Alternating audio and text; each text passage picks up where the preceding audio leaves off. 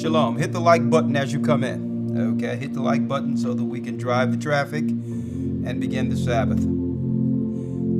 Some people don't know that we're going live right now, so. Right?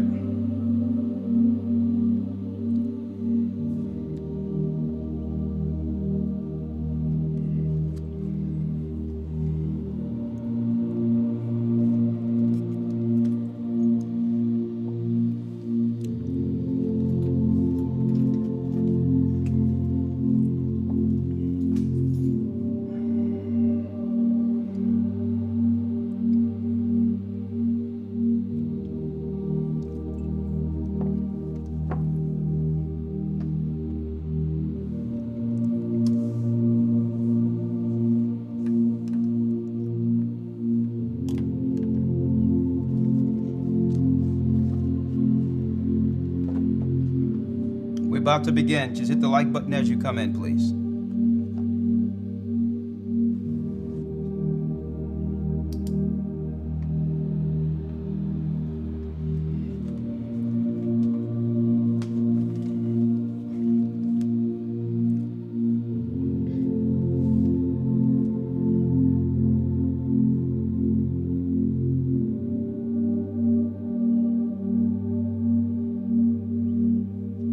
Yes.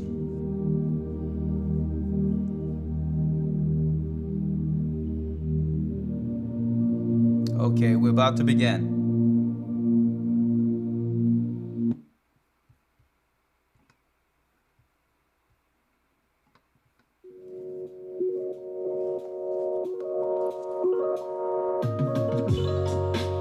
Are you seeking to strengthen your biblical foundation?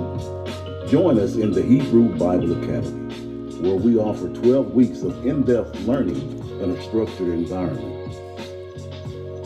Receive real-time news from Brother Shapat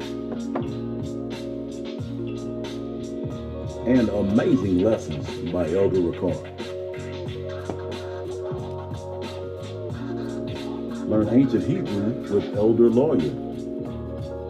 With 12 amazing lessons, you're guaranteed to learn more about your true biblical history and authentic Hebrew language than you would in a traditional Christian church for only a one-time payment of $150 or 3 monthly payments of $50. Join us at historytimes.org and sign up today.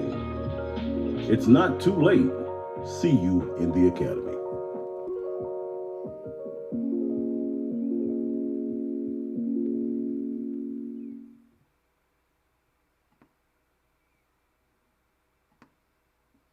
Okay, shalom, brothers and sisters. I'm Elder Ricard Shaw, along with Elder Lawyer from the Gathering of Christ Church. We would like to say greetings and a blessed Sabbath to all of you. How are you doing this morning? Blessed by the best, I suppose. Okay, before we begin, let me first make sure you all can see and hear us clearly, and we'll dive right into the lesson. The Sabbath lesson that's prepared for you all this Sabbath. Right? Everything is good. You can hear us nice and clear. No, it's not too low. It's fine, right? All right. All right. Great, great, great. Thank you. Okay. Well, we're going to dive right in, and afterwards we'll just open it up for Q&As. Okay. Let's begin with the Sabbath Hebrew Credo. Shema Yasha'Allah Ahaya Allahayanawa Ahaya Akkad. Shema Yasha'Allah Ahaya Allahayanawa Ahaya Akkad. Shema Yasha'Allah Ahaya Allahayanawa Ahaya Akkad. Shema Yasha'Allah Ahaya Allahayanawa Ahaya Akkad. Shema Yasha'Allah Ahaya Allahayanawa Ahaya Akkad. Shema Yasha'Allah Ahaya Allahayanawa Ahaya Akkad. Hear, O Israel, the Lord our God is one. Hear, O Israel, the Lord our God is one. Okay, shalom, brothers and sisters. Of course, again, I'm Elder Ricard Shaw, the Gathering of Christ Church, here for our Sabbath lesson. Get your pen and pads, your books, your Bibles, your apocryphas out. We're going to dive right in. Okay. The lesson today that we'll have for this Sabbath is deemed or titled Spiritual Warfare, the Slaying of Demons. The slaying of demons. Now, most might wonder today, living in this day and time, with Christendom being at an all-time high, billions of people on the earth are Christians. And what people are looking for in general are miracles and wonders and certain phenomenon to know whether or not what they are dealing with is true according to the Most High God. They're looking for a miracle or a sign, right? And it seems as if we're looking for a phenomenon on the outside of ourselves, not realizing that those wonders or the gifts that we seen exhibited amongst the disciples in the Bible were due to a certain, what you would call, walk of piety that led to a need for these miracles and wonders. People needed healing. Our people were sick like we are today. So it was a care and concern by the view of the pious with faith that would help heal the sick or those that were hurt or whatever the case might be. Okay, and I'm going here when it says spiritual warfare slaying demons is because what's going on and what we're witnessing in the earth today and why you don't see these true signs and wonders outside of the fake things you see in the church is mainly because it's the demons trying to slay the demons. Okay? It's people that have not put on the law of the Most High and understanding of the Most High.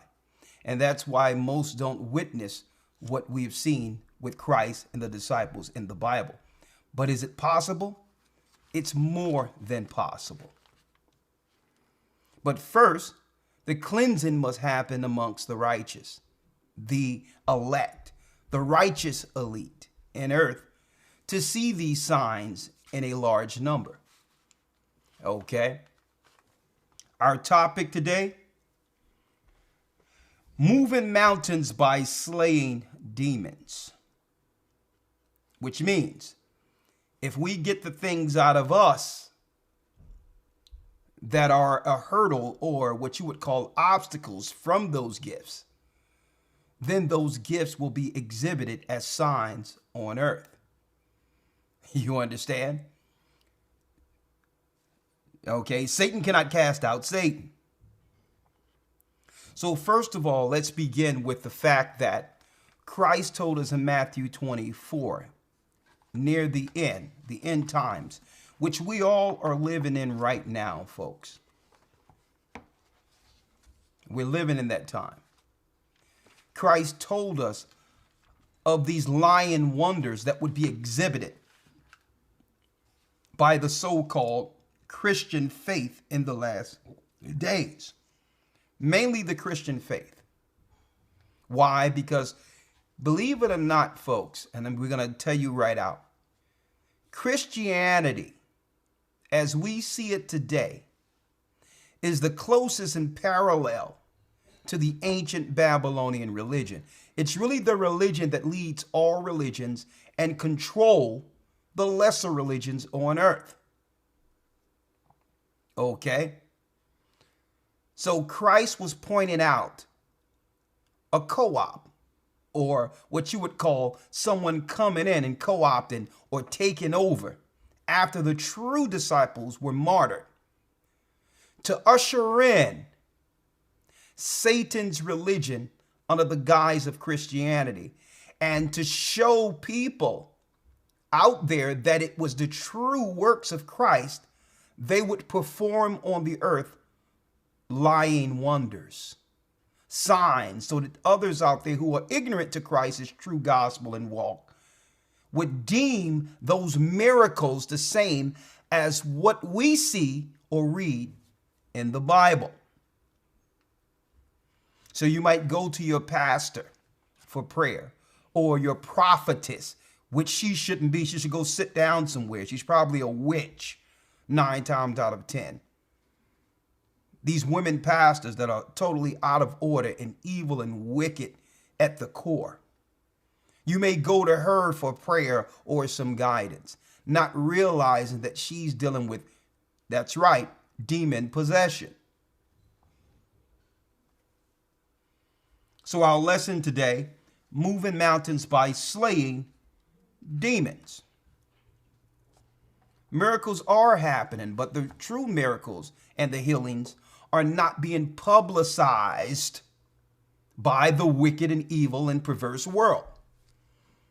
They're not going to put a camera on some righteousness that's going on in small areas, okay? But every Sunday you'll see some so-called healer out there claiming that they have the power to heal. Let's read this in Matthew 24. Yes, sir. I'm going to jump around in Matthew 24, starting in verse 3. Yes. And as he sat upon the Mount of Olives, the disciples came unto him privately, saying, Tell us, when shall these things be? And what shall be the sign of thy coming? What shall be the sign of thine coming? And of the end of the world. And of the end of the world. Now, what world is it talking about? Because we're going to rule on this earth according to Christ's prophecies. Okay? We will rule on this earth. So what world is it talking about? It's speaking of an eon or society. It's speaking of, in specific, the Roman world. How would you know this? When you read the Bible, brothers and sisters, you must apply it in context first. First, with the present people speaking within the Bible. When I say present, who was ruling during Christ's present time? Who was in power during the disciples' present time? See? You must understand it in its proper context first. So the disciples were asking Christ, when shall be the end of the Roman world? Which will begin to usher in the promises for the children of Israel. So he was saying, this will be the end of the Romans world. So we're speaking in context of the Roman Empire. The fourth beast prophesied by Daniel. Christ was living and was crucified in the height of that particular empire. America is only, believe it or not, a byproduct made out of the fourth beast. So it's speaking of America also. America was made out of 3 of the 10 horns: France, Spain, and Great Britain. Are you following me? So the end of that world is America included. So when shall be the end of that world or that society? And of the sign of thy coming, and of the end of the world. Israel in the very end, after being scattered throughout the 4 corners of the earth, will need a sign. What can we look forward to know that it's the end of the Roman world? Right? The end of that world to usher in our kingdom. Okay? And that's saying so many things in a nutshell. Because if you understand that this kingdom is not of the Most High, okay, that Satan is running this kingdom, our people would begin to give up looking for anything in this kingdom. Okay? Desiring to be equal with evildoers. And that falls into this lesson also. We don't want to be equal to them. We don't want their equality. We don't want equal rights. We want nothing. We just want to be allowed to serve our God here until the judgment. Okay. We're not looking for equal rights and all these other things that people are trying to march and protest for. It's nonsense. It's utterly ridiculous. Why? Because the people in place don't have the power to give power to you. Okay. Why? Because the promises that was given to Abraham would only come through who? The Savior. He was given power to give us power. Okay, the power you receive in this world comes with the price. And usually the price is your soul. So they don't have the power to give us. We'll always be looking for something more because nothing in this kingdom is enough for us, knowing the promises that are prepared. So that shifts focus in itself, right? In itself. Read on. Verse 4. And Yeshua answered and said unto them, Take heed that no man deceive you. Take heed that no man deceive you. Read. For many shall come in my name, saying, I am Christ, and shall deceive many. Many shall come in my name, saying, I am Christ, and shall deceive many. Now, right there, bells should be ringing up in your head right now. Bells. With this statement that Christ made. The signs of my coming is many shall come in my name. These are liars, Christ is saying. They're going to come claiming to be Christians. So the first place of deceit as a sign would be what? Looking within the Christian church for what Christ is talking about here. Muslims aren't coming in Christ's name. Buddhists aren't coming in Christ's name. Even though a lot of these religions in their quote unquote, what they would call good principles would quote Christ in relation to whatever they're trying to push. But because you need the Bible and Christ to give anything credibility, folks. Mm-hmm. That's just the reality of it. Or they wouldn't quote from it, or they wouldn't reference it.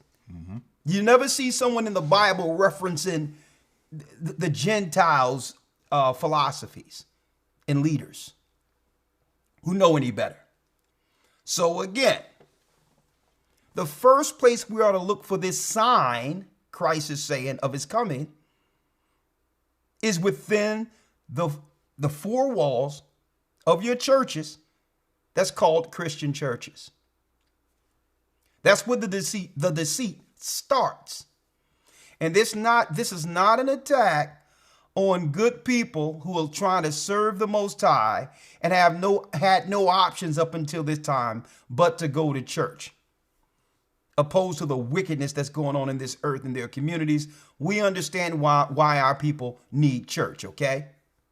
This is no attack on the people. The people are only going to the only place they have access to. It's speaking of the institution, the sign according to Christ. Because it says it would come a time where Christ and the Most High would begin to destroy the idols of these temples and begin to tear them down. Because they become den of thieves and liars and adulterers and sinners. So we're not speaking, folks, of the people. We're speaking of the institution itself. Christ gave us that as a sign to say, listen, look at the Christians first in respect of this question when it comes to signs of my coming. Look at them first. The greatest deceit will be within them. Read. Verse 11.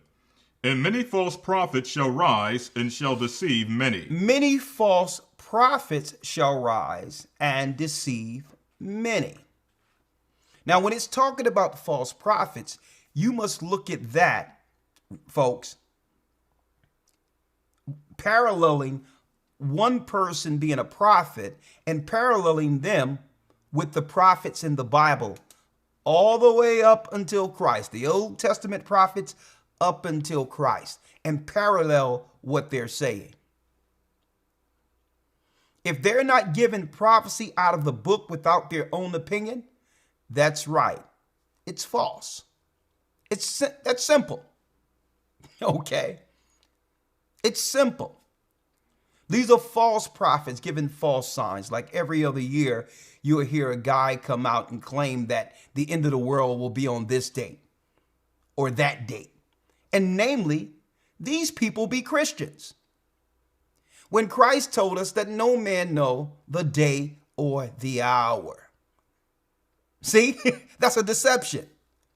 And mainly, you will hear Christians holding up these signs saying at this date, at this time, Christ will be here, or it'll be the sign of the coming. It'll be over on this date. These are Christians, folks. Read. Verse 23. Then if any man shall say unto you, Lo, here is Christ, or there, believe it not. When it says, Lo, here is Christ, or there, believe it not. Now, let me give you some real-time examples, right? In the 70s, you had a group that was made out of America under Ben Ami that went into Israel. Do you know he went into Israel within that community as him being touted as the Messiah? As the Messiah. When really, they weren't going to let those brothers and sisters in initially. But the reason they let them into Israel and gave them Dimona, why? Because Israel at the same time was building a hidden nuclear plant and all that.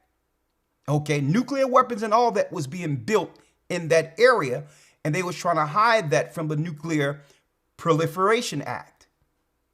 So they needed a building to go down the same time they was doing it as a cover. So they allowed black people to come in and act like they was building a community for black people, Israelites being restored according to some prophecy, when we know that only Christ would deliver us into that land until the time of the Gentiles be fulfilled. See?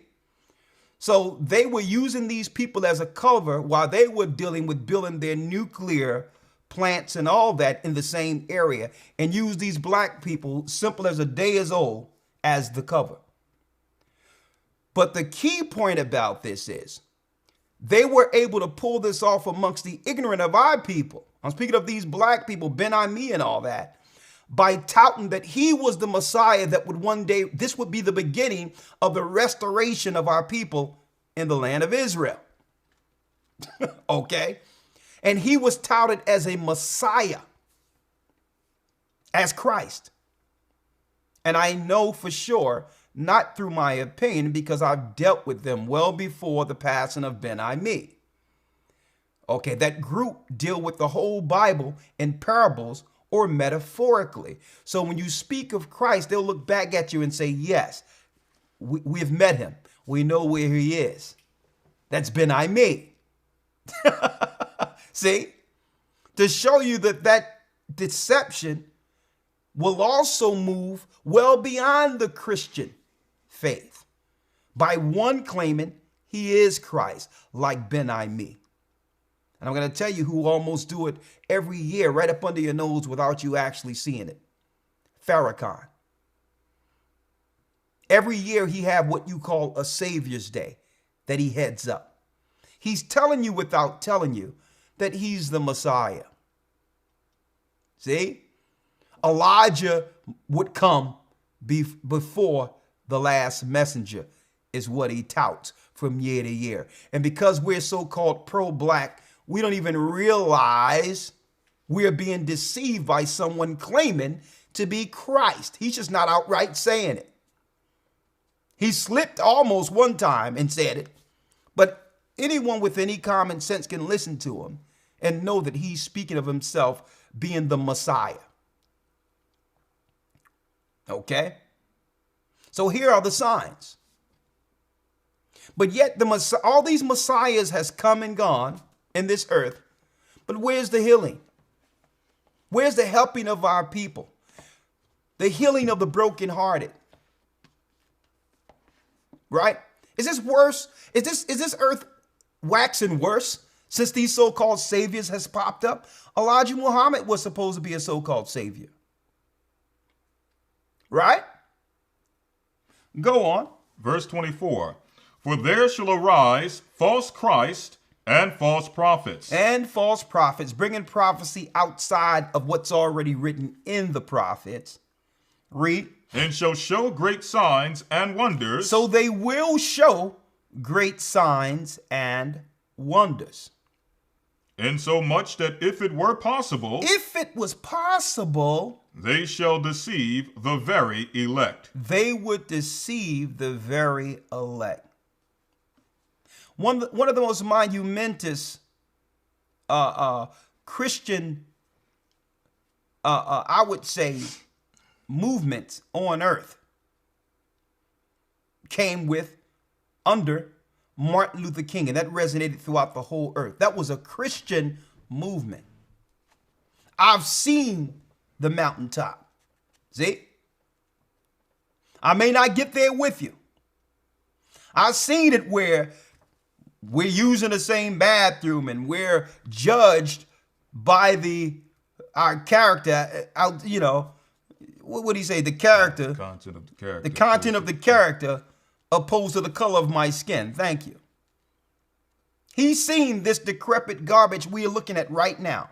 Everything that he talked about has been realized through the nonsense we see right now. This is what he's seen, folks. Okay. When I say this is what he's seen, he may have had good intentions, but the deception would come through Christianity. You don't align yourself with evildoers and believe it's going to have some positive residual effect. How can you drag us into a burning house? People that are child sacrificers, rapers, dealing with the spirit of Babylon and Sodom and Gomorrah. Why would you, what in your mind makes it where you would like to unite and think that that's our kingdom? That would give our people some level of resolve. And you hear people going into economic power and this type of power. No, the power we need will be expressed within this lesson today. Mm-hmm. But that all falls in line, brothers and sisters, with the false prophets. Mainly through Christianity that would bring lying wonders like you see on TV when you have these so-called pastors laying their hands on people, people falling out, faking, shaking, and all these things. Okay? And that's what happens. These are the lying wonders. When you go into the Christian church and they begin to lay hands on you and say, speak in tongues and try to hold your stomach and try to make you do some utter stammering lip and all this other stuff they're dealing with, which is really channeling, opening yourself for demon possession. Right. These are the lying wonders. So that's why the world isn't getting better as far as spiritually. Because you have the demons trying to cast out demons and are being held up as Christians or men and women of God. See? Anything else, Elder Lawyer? Let's sit on that. We're going to go into the Ecclesiasticus and your Apocrypha real quick.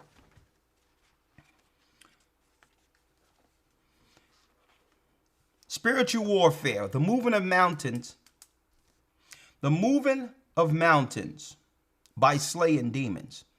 So a lot of what you see that Christ and the disciples did during their time is more than possible. Okay. It's more than possible. Okay. It's not the spirit of magic that they're putting out there as the signs and wonders. I mean, as the true signs that Christ showed, or the true miracles that Christ and the disciples, Paul and all of them exhibited. Okay?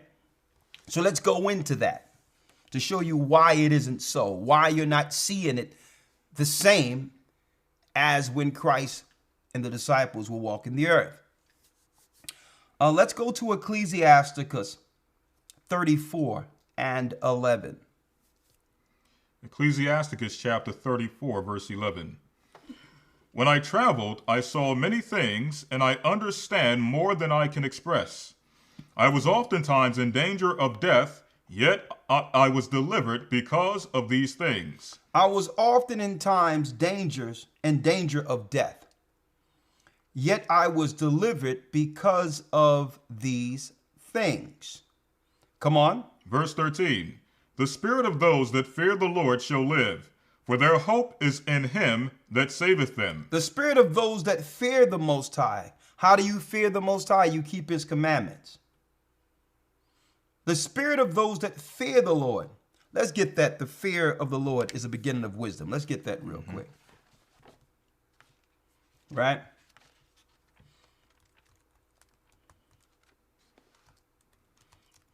Proverbs 1 and 7. Proverbs 1 and 7. Let's read it.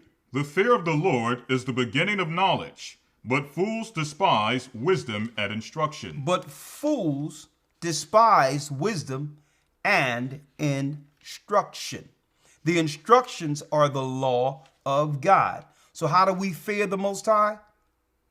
We keep his commandments. Ready? Okay. Let's go back to Sirach or Ecclesiastes 34. It says 34 and 13, the spirit of those that fear the Most High. And if you fear him, you would do what's told or what was shown, the commandments of God. Read. Verse number 13. 13. The spirit of those that fear the Lord shall live. Shall live. Read. For their hope is in him that saveth them. Which is Yeshua, Christ, the anointed. Read. Verse 14. Whoso feareth the Lord shall not fear nor be afraid, for he is his hope. Blessed is the soul of him that feareth the Lord, to whom doeth he look, and who is his strength. And who is his strength? Okay, so these are the vessels the Most High will work through. Okay? He'll work through those that feareth the Most High. And then Christ will become your strength. It's his power working through you. See? But first, we must prepare our vessels to be utilized. You understand? So when you see these so-called miracles out there, the so-called pastors, they're doing things in their name. For TV, for ratings, for finances. See? But we're showing you how it works according to the Spirit of the Most High. How Christ was able to heal so many people without expecting anything for himself. Okay? It's about being used for his power. It's him doing the healing. It's him doing what he's always done in the name of the Father. Right? Come on. Verse 16. For the eyes of the Lord are upon them that love him. That love him.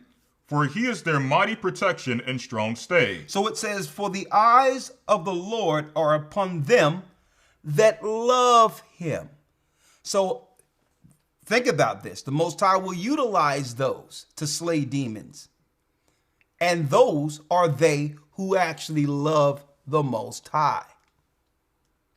So we're culling the fat now. What we're doing is, by process of elimination, we are eliminating all those deceivers that are in the world. They are being eliminated through the word, right?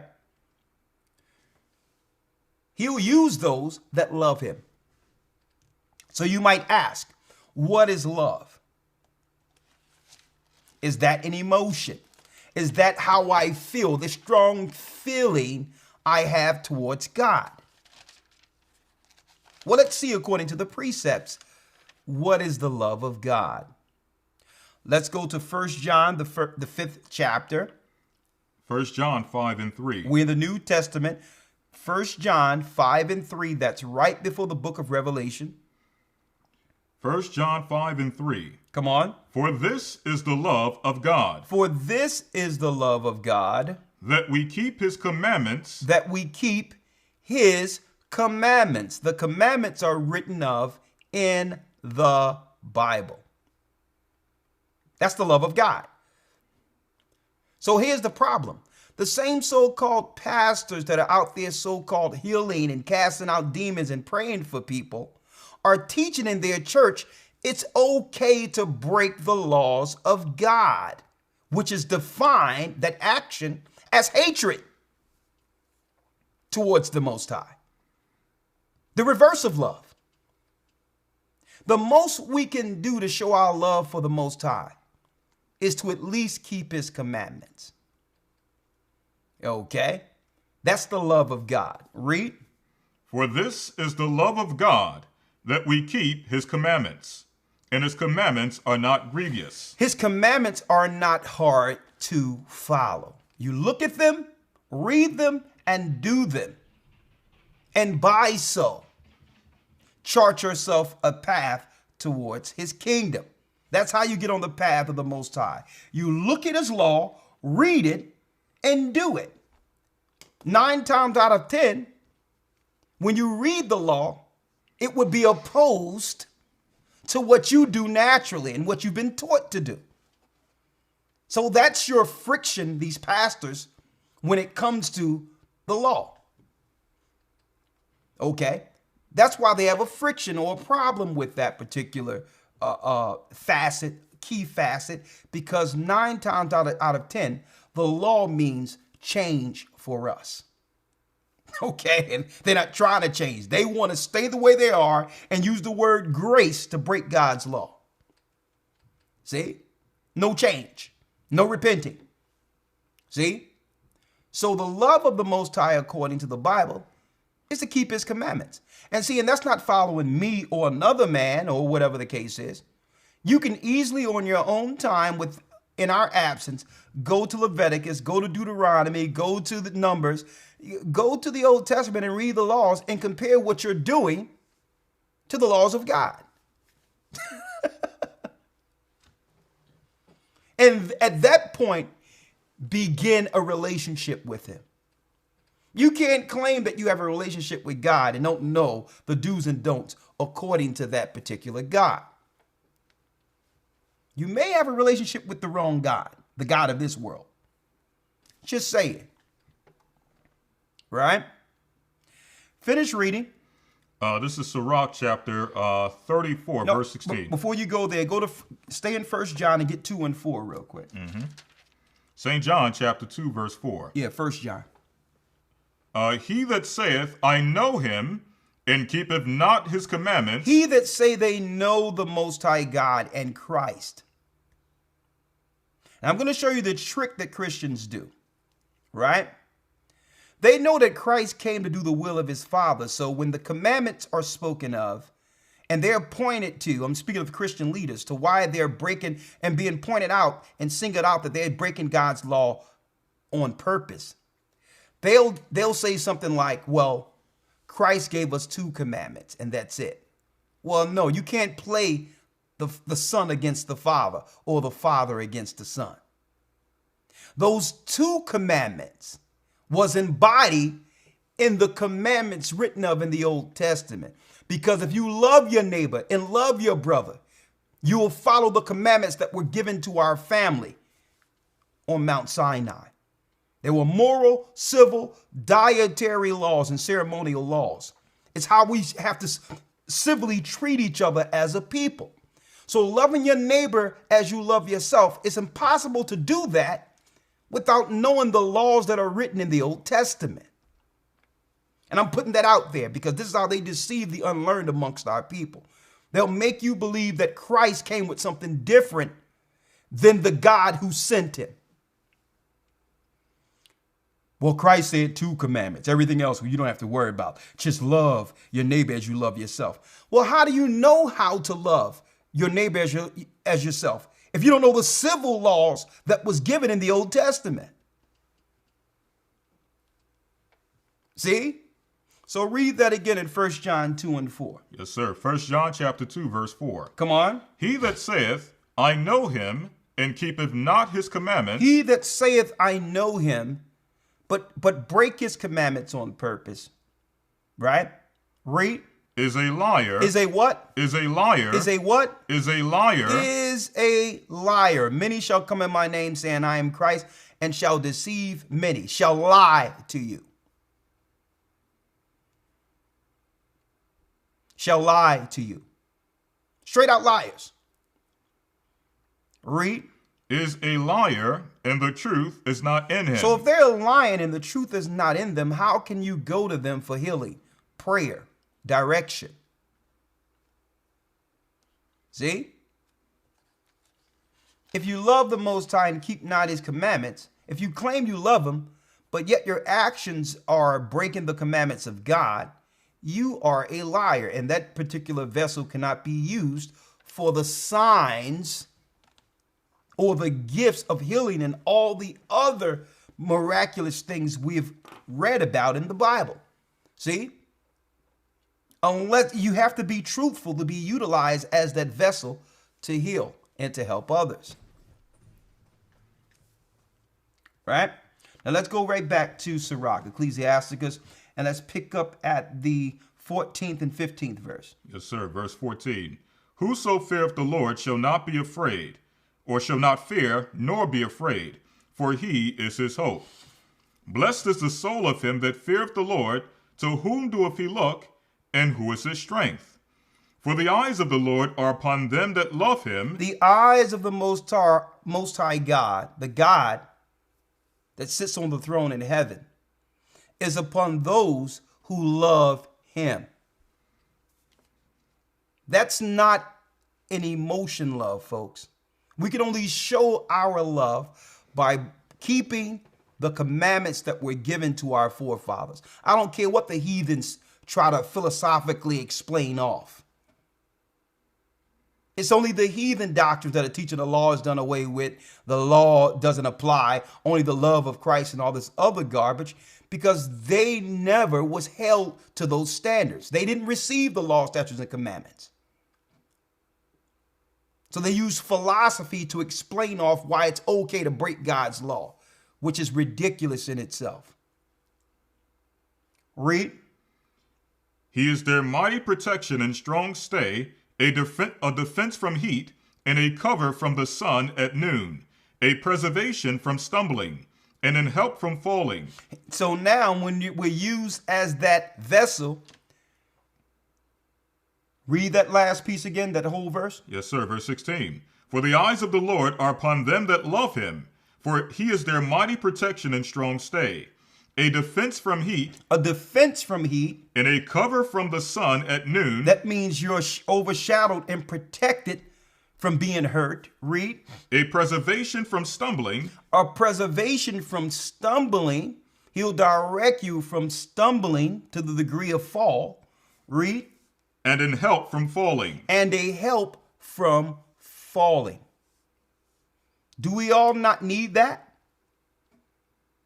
A spirit that can guide us before we absolutely just fall rock bottom and have to start all over again. And that's the perpetual curse that some of us struggle with. Okay? To fall and then have to restart over and over again, and probably take 5 to 10 years or more to get back to where you were before. To try to build up spiritually, but lose time. Okay? And the Most High is merciful. He'll always accept us back. But why continue to stumble and fall and then have to start back over and ask the Most High over again to help us again? When you rather have that spirit with you, so when that adversity comes and you need that guidance from the fall or the mistakes we've done in the past, a voice comes and say, hey, you know where that takes you. You've been there. Must I show you over and over again what this decision will mean for you? Now, I'll probably be back here in 10, 15 years to remind you again, but why stumble? Who don't want that particular voice, that spirit in them to help guide them? What I'm saying is that same spirit is the spirit that leads to healing and all that. Right? That's what happens. We make an error, usually an error to our, through the flesh. And we find ourselves going in this perpetual cycle back at square one, just older now. Lost 10, 15 years. When the voice was there saying, you know what this is going to get you. But the other voice was saying, you know you want to do it. Don't worry about it. You shall not surely die. He's trying to keep, this desire or this thing of your fulfillment from you. It's the other voice. Who don't want that voice to say, listen, you make that one, you might not recover from that one. See, and this is what the law does. It reminds us. See? It reminds us what was pure given to Moses and the Israelites after the deliverance out of Egypt, folks. And with this reminder, now we can compare it to all facets of our life and our interactions. We can use the law and say, well, what would the Most High do here? What would he ask us to do? You go to the law and say, well, he told us to do this in that instance. Now, when you begin to follow that over and over and over again, it becomes normal. It becomes a normal way of life with making decisions. And now that you have acquired that level, now the Most High can begin to use your vessel for the things Christ and the disciples were doing. Right? Because now you've put your body in subjection to understand what? Both good and evil. Mm-hmm. He know that you'll use the gifts for the proper purpose. See? Are you following me here? But it's first buffeting your flesh and getting yourself into subjection to say, well, yes to this, no to this, and be able to stick with it, right? Read on. Verse 17. He raiseth up the soul and lighteneth the eyes. Come on. He giveth health, life, and blessing. He giveth health, life, and blessings. Now, guess what? In our communities and all over the earth, there's a lot of churches in our communities, aren't there? I rode around North Philly not too long ago, and I counted like 7 churches within a 1-block radius going either way. I don't see a lot of blessings there. I don't see no good health there. I'm looking at people with oxygen tanks hooked to their body. People can barely walk. The conversation is, the family taking their loved ones to get chemotherapy and to get their diabetes medicine and all that and get this and get that. I don't see a lot of health. There's a lot of spirituality in Christianity, though. Where's the blessings? Where's the life? Where is it? Where is it? Folks, it doesn't exist. Why? Because these particular churches are a den of thieves and liars. Even those that start off with the good intentions. Your heart might be right starting out. But once you step into that theologian school, you are now initiated under Satan's Masonic army. And you will be utilized by default, by receiving their literature.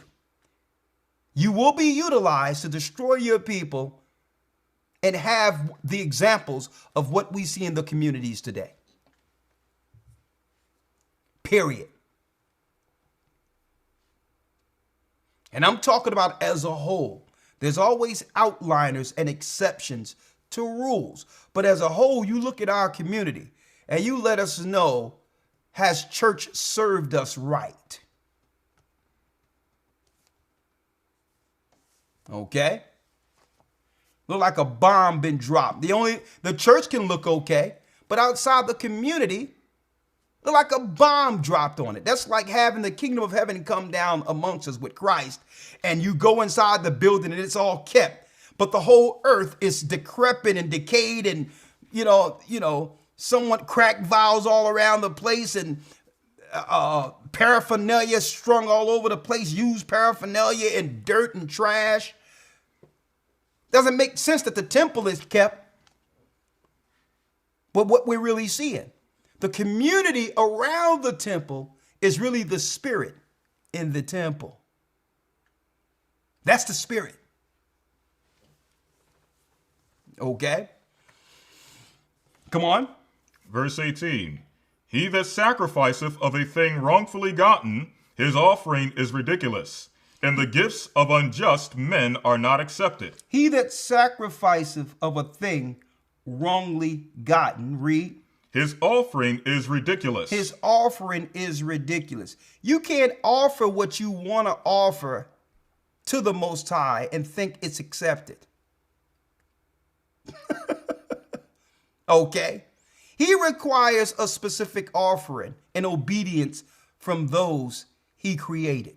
Period. We can't say, well, this is what I'm going to do for God. This is my work. You can't do nothing for the Most High but keep his commandments. What gifts can we give the Most High? So our sacrifices aren't good enough. That's number one, because we don't know what to sacrifice. Just like Cain. Cain understood what to sacrifice. His brother Abel was getting the animals together. He could have went and took his veggies and all that and traded with his brother and gave him veggies. We need veggies too. But no, he wanted to give a sacrifice of his own and hope the Most High can accept it. And that's what a lot of us do today. We go outside the rules and say, well, of course the Most High is going to pay special attention to me. Look, I'm going outside of the directive and I'm going to do something. I'm going to do it my own way, something special. He'll definitely accept this. I thought of this all by myself. And you know what the Most High says? Get away from me with that mess. Did I ask you to do that? But do you notice that all the pagans and the Satanists and the witches and warlocks and sorcerers of this earth, do you notice that their sacrifice on the rivers are vegetables? Is vegetation? It's in the same spirit of Cain. That's why they're doing it. Now, we shouldn't sacrifice at all. Why? Because Christ was the last sacrifice. No more animals should die for man's sin and hope that your sin is covered. If you don't accept Christ, the blood that was shed on Calvary, guess what? None of your sins are covered. But getting back to my original premise, you have people looking to give what they would like and hope the Most High accepts it. Doesn't work that way. See? Doesn't work that way. And that's what churches have taught us. They taught us a new obedience to the Most High outside of the Bible. Right? Come on. Verse 19. The Most High is not pleased with the offerings of the wicked, neither is he pacified for sin by the multitude of sacrifices. Like, for instance, it would be an innocent thing if a poor family who didn't have much to eat and all these things, right, all pulled their monies together, right, had a nice dinner, but the whole dinner is a full abomination. Now, it looks as if the Most High have blessed them to eat when they couldn't. And they're all sitting around the table, and the children and the family and the father and mother is holding hands and praying and saying, thank you, Lord, for this nourishment when we didn't know where it would come from, but we thank you for this blessing. And you would look at that table and think, you know what? That's a blessed meal right there. That's a blessed gathering right there. Now, for the children, that's one thing, right? They're only going to eat what mom and dad puts on the table. But those parents are held accountable. They should know better. What God are you thinking for this thanking for this unclean food. Don't you know it's going to lead to the sicknesses on your children? So what God are you praying to? And then above that man and woman, it's the pastor should have told that man or woman better. Or their priest should have told them better and say, listen, you can't just sacrifice anything and pray over anything to your God, to our God, the God of the Bible. The Bible have a requirement when it comes to praying. You can't pray over something unclean and make it holy. Only the Most High had a delight in what? Clean food. The unclean was for the pigsty. The unclean would go to the pigs eventually so that they can clean the earth. That's what uncleanness is. We are holy. So the Most High made a distinction on purpose. He did nothing by mistake to make clean good for us and unclean bad, disease, and death for us. That's what it says in the Bible. To the degree we gave the pigs so much unclean crap because it was to eat the crap. There was no sewage lines. All the crap would get fed to the pigs, to the degree the Most High said, listen, these abominable animals will die to themselves. Okay? You're not even supposed to touch their carcasses once they're dead. That means if we were living today and a pig died, you would have a bunch of people come in with hazmat suits on to bury it. Because what? The diseases are being eaten by the unclean so that we can live. So what happens if you begin to take on the unclean that's meant for the unclean? You will die of the same diseases the pig dies from. Logical, right? So here it is. We're in the neighborhood trying to heal people, claiming that it's okay to come in and pray for me, my diabetes, pray for my sickness here and pray for my sickness there. When the pastor's sick too, eating the unclean and taking on what's unclean. And you wonder why you're not witnessing the miracles and the righteous signs that we read about in the Bible with Christ and the disciples. Satan can't cast out Satan. How can someone unclean try to make someone else clean? It's impossible. Hope you're following me here. Listen to this clearly. Now, I broke that down to the lowest degree.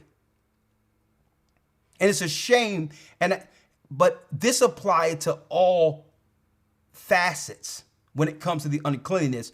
Me just using right now the pig as the example. But it's all the things we might consume that prohibits our true power. I'm just using the pig as an example. But the uncleanliness is what? The breaking of God's law on every level. I'm just using the pig as the example that we can all relate to, who haven't had bacon in their life, okay? Even traveling overseas, I digress. I'm just going into the story real quick. I was surprised to know how many products that claim to have beef, that's supposed to be beef, have pork mixed into it. I'm like, they're purposely, folks, getting the earth sick, making us unclean and unacceptable. Folks, when we eat something, it goes into our bloodstream, folks, and it becomes part of us. What the body cannot use, it's rid of, but it used some of it. Think about that. The protein, all that we eat, goes into our bloodstream and become a part of us. And then here it is, you're sick and sickly and going through all these pains and all that, and you're in front of someone saying, who has really a least ailment than you. Pastor, can you pray over me? See? So it starts with what? The law. Read. Verse number 19. The Most High is not pleased with the offerings of the wicked. The Most High is not pleased with the offerings of the wicked, or what we can call wicked or the unlawful. There's nothing you can give the Most High breaking his law that will get accepted. Period. Cut and dry. Only Satan will accept anything and not require a certain level of standard. Okay? Only Satan would. The Most High is not pleased with the offerings of the wicked. Read. Neither is he pacified for sin by the multitude of sacrifices. Neither is he pacified like men can be pacified. Look, Lord, I got my whole family praying over pork chops and chitlins. Okay? You must agree with this. Look how beautiful the children are. They all dialed up and dressed. The girl have a pigtails, got the dress on. You must accept this, right? But that goes into other parts of the law too. Me just using pork as an example because why? The whole earth is on it. They on swine, the other white meat, not realizing that that's a direct result and byproduct of the sicknesses that are running rampant all throughout the earth. And on top of that, oh my goodness, y'all have to be in the academy because some of this news being brought out, folks. Do you know they're actually putting swine's blood in vaccines? That's how you know. They know the depths of the blood of this wicked animal. Not that the animal is wicked. The animal was made, to be unclean, to eat up all the diseases. So you wouldn't have cancers and all the other things. So you wouldn't fall sick. That animal was made to eat the sicknesses and all of the debris and the waste out of the earth. A natural sewage septic is what a pig is. Okay. If I can mention also, come on. We probably would take this a bit further where it says, neither is he pacified for sin by the multitude of sacrifices. You gave the example of pork, but even if someone, let's say hypothetically, going back to the example of the Old Testament and clean versus unclean. Yes. In the Old Testament, we sacrifice clean animals. So an example would be someone who would purposefully sin and then say, in order to cover this sin, let me offer 1,000 sheep, 1,200 oxen, turtle doves, so on and so forth, and think that the Most High will be pacified with the multitude of sacrifices. Today we may say, let me purposely sin and let me do a clove drive or a food drive. Let me buy bikes and coats for the children in order to cover the purpose sin. Well, the Bible says that the Most High is not pacified with the multitude of sacrifices. Exactly. Because you'll get one who sin on purpose and try to do certain things, philanthropy or whatever, to try to cover their wickedness. Or know the evil they're going to do on purpose and know the good they'll do afterward to try to cover it. Right. You can't pacify the Most High. Thereby, an unclean vessel cannot be used to cleanse, heal, and do the things we've read about in the gospel. Okay? Now, let's stay in Sirach real quick. Let's go to Ecclesiasticus 1 and 11.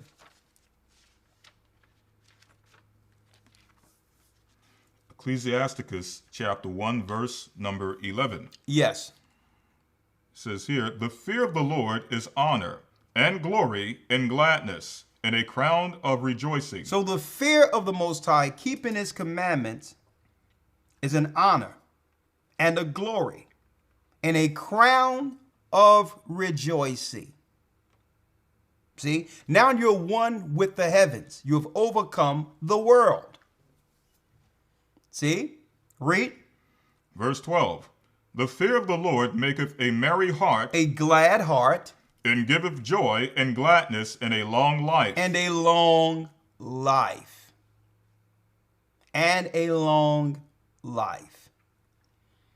Come on. Verse 13, whoso feareth the Lord, it shall go well with him at the last, and he shall find favor in the day of his death. He shall find favor in the day of his death. See? Find favor with the Most High and of those who knew him or her. Read. Verse number 14. To fear the Lord is the beginning of wisdom. Is the beginning of wisdom. Read. And it was created with the faithful in the womb. It was created with the faithful in the womb. The Holy Spirit. It was created with the faithful in the womb. And that's speaking of in the womb of all the mothers of the prophets. And that goes into the overshadowing that happened with Mary. That scripture links directly to it. That's the same thing happened to all the prophets' mothers. It wasn't just the interaction with the flesh. It was also a certain spirit that was called from the heavens, okay, at the point of conception with the faithful, right? Now let's go to Ecclesiasticus 25, and we're going to start at 9. Ecclesiasticus chapter 25, verse number 9. Yes. Well is him that hath found prudence, and he that speaketh in the ears of them that will hear. Now we're going to break down that word prudence. Well is him that have found prudence, right? And he that speaketh in the ears of them that will hear. He that have an ear, let them hear. Right? Let's define prudence according to the definition here. Elder Lawyer, read out the definition of prudence. Yes, sir. Definition number 1. The ability to govern and discipline oneself by the use of reason. The ability to govern and discipline oneself by the use of reason. Right? You can discipline yourself and now know why you must choose discipline. You can reason and understand it. Like I was able to break down why not eat pork. Some people say, well, I'll eat it because it tastes good. Right? And I'm using a small example. Okay, but that's one thing. But you haven't examined that animal according to the prudence and understanding of the Most High. The ability to govern and discipline oneself by the use of reason. If it's taste you want, find a similar taste under the clean foods. Period.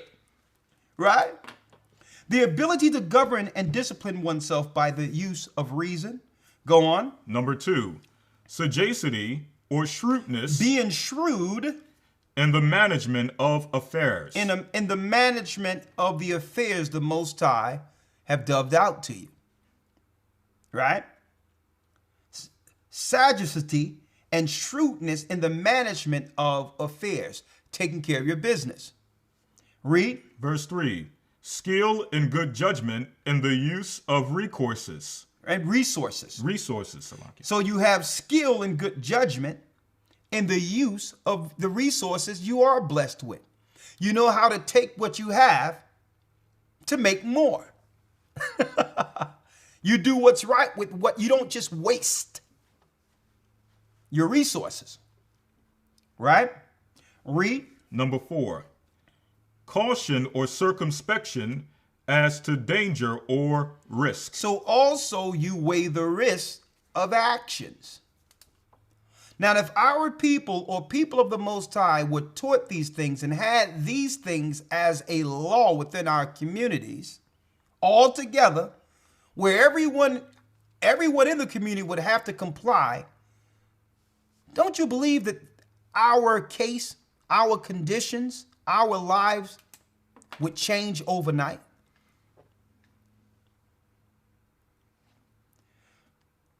The ability to govern and discipline oneself by the use of reason. Sagacity of shrewdness in the management of our affairs.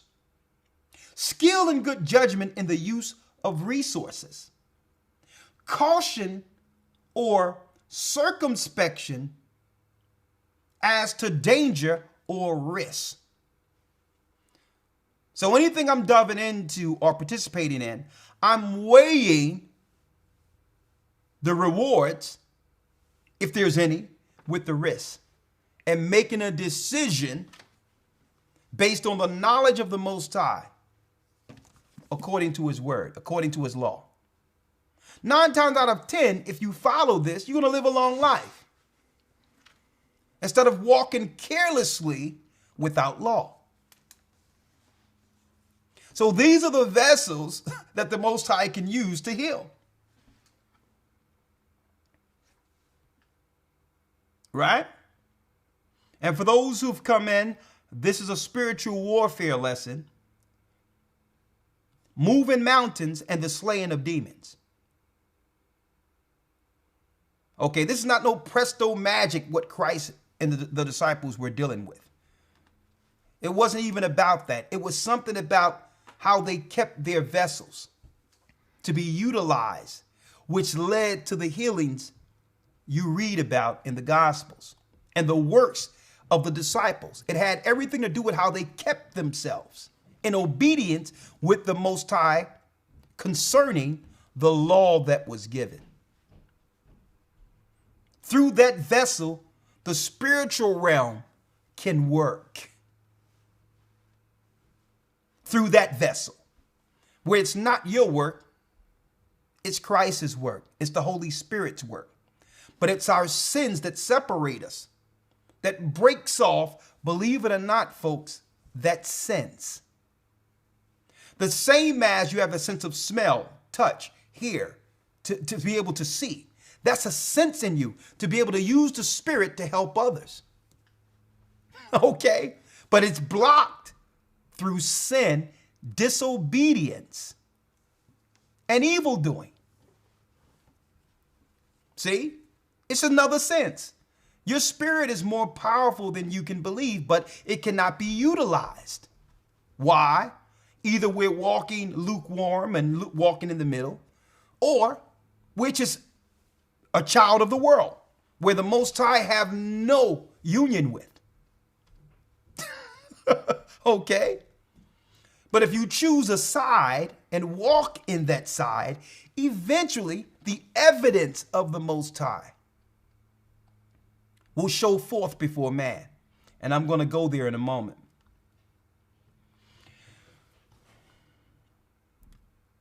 It says in Ecclesiasticus 25:9, "Woe is him that have found prudence, and he that speaketh in the ears of them that will hear." That's why Christ would mention over and over again, "He that have an ear, let him hear." It's not for all people to understand, and that's why I don't try to knock people over the head that's against certain things or don't want to understand or see. Listen, why kick against the pricks? Hey, listen, there's too many people who have their spiritual minds open to receive the understanding. Okay?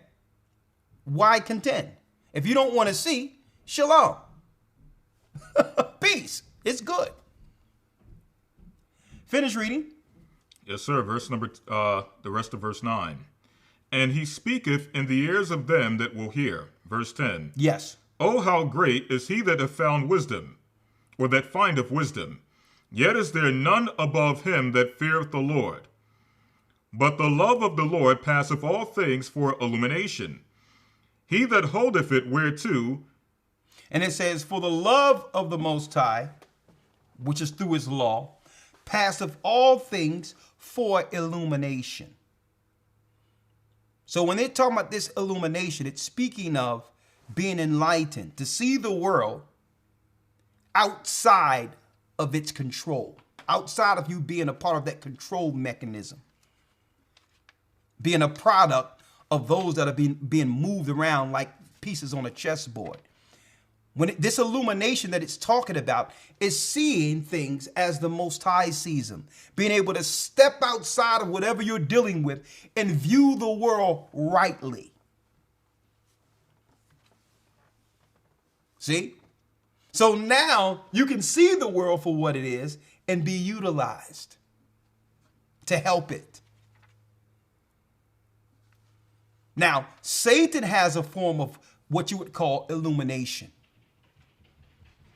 or what they would call Illuminati, or the enlightened ones. Where did they learn that from? Well, Satan fell from amongst the stones of fire, the heavenly angels, the Most High's consort. So now he can illuminate those who are under his military, under his control, and have them see the same world from the outside of it, but how to use it. How to have these people enslaved and serve them as gods on earth. So they are illuminated to use and enslave the world. The illumination from the Most High is to give God's people the law and to free the world. See the difference? But both can see the same thing. The world for what it is. So there's two forms of illumination, but the ultimate illumination comes from the Most High. Satan learned that being amongst the angels as Lucifer before being hurled. So he have his illuminated ones, the Illuminati, who can do what? Who can give you gifts, but the people on earth are to be servants to you. Because you can see the world for what it is. You're outside of the bondage. See? And the Most High have the ultimate illumination that came through Christ, which is to free the world. But you cannot do it bound under sin. When you're under sin and breaking God's law, you're now being utilized as servants to what? The lesser illuminates. See, they need you to break God's law because you don't have what? You don't have an advocate. So now they can use you to serve them. So they're going to just push unlawfulness on you. And the more, as we come closer to the end, you're going to see more unlawful activity just being promoted because this is how they keep slaves, through disobedience. Are you following me here? You break God's law because it tells us in Deuteronomy, if you break my law, you're going into captivity. So it's upon those that rule the world to teach what? Lawlessness. This is how they get slaves. So they will have two men on TV that adopted a child and two men marry and two women running together and promote it as the norm because this is part of the lawlessness that keep people in spiritual bondage. They need you to break God's law. This is how they keep slaves. That's the rules. Them are the rules. Okay? Quick precept to elaborate on that point. Go ahead. Baruch 4, verses 1 through 2. Yeah. This is the book of the commandments of God and the law that endureth forever. Yeah. All they that keep it shall come to life, but such as leave it shall die. Turn thee, O Jacob, and take hold of it. Walk in the presence of the light thereof, that thou mayest be illuminated. Exactly.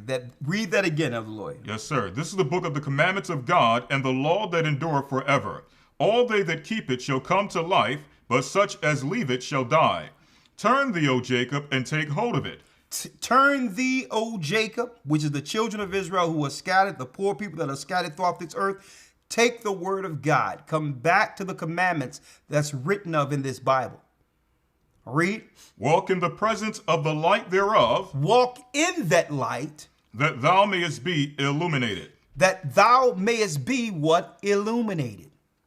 Now you can see the world in its proper perspective, like the Most High looking down on it. Being in the world, but not of the world. See? Now you're freeing yourself. This is how we free ourselves from bondage, from servitude. See? Disobedience leads to what? Bondage. The same as we should know that growing up where we grew up at, right? You break the law, you go to prison. Now think about that on a wider scale. Right? And then when you get into prison, you have to do what? Work for free. So they're just giving you, prison is what they're showing you is the world,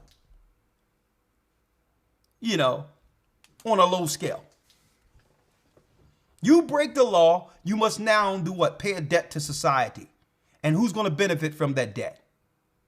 Those that have set up the prison complex. Well, that's how the world is. That's just a microcosm of how they run the whole world.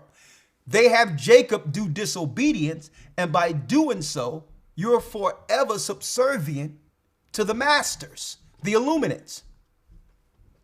But Christ illuminate us to see the world for what it is, so that we can now be free and set the world free.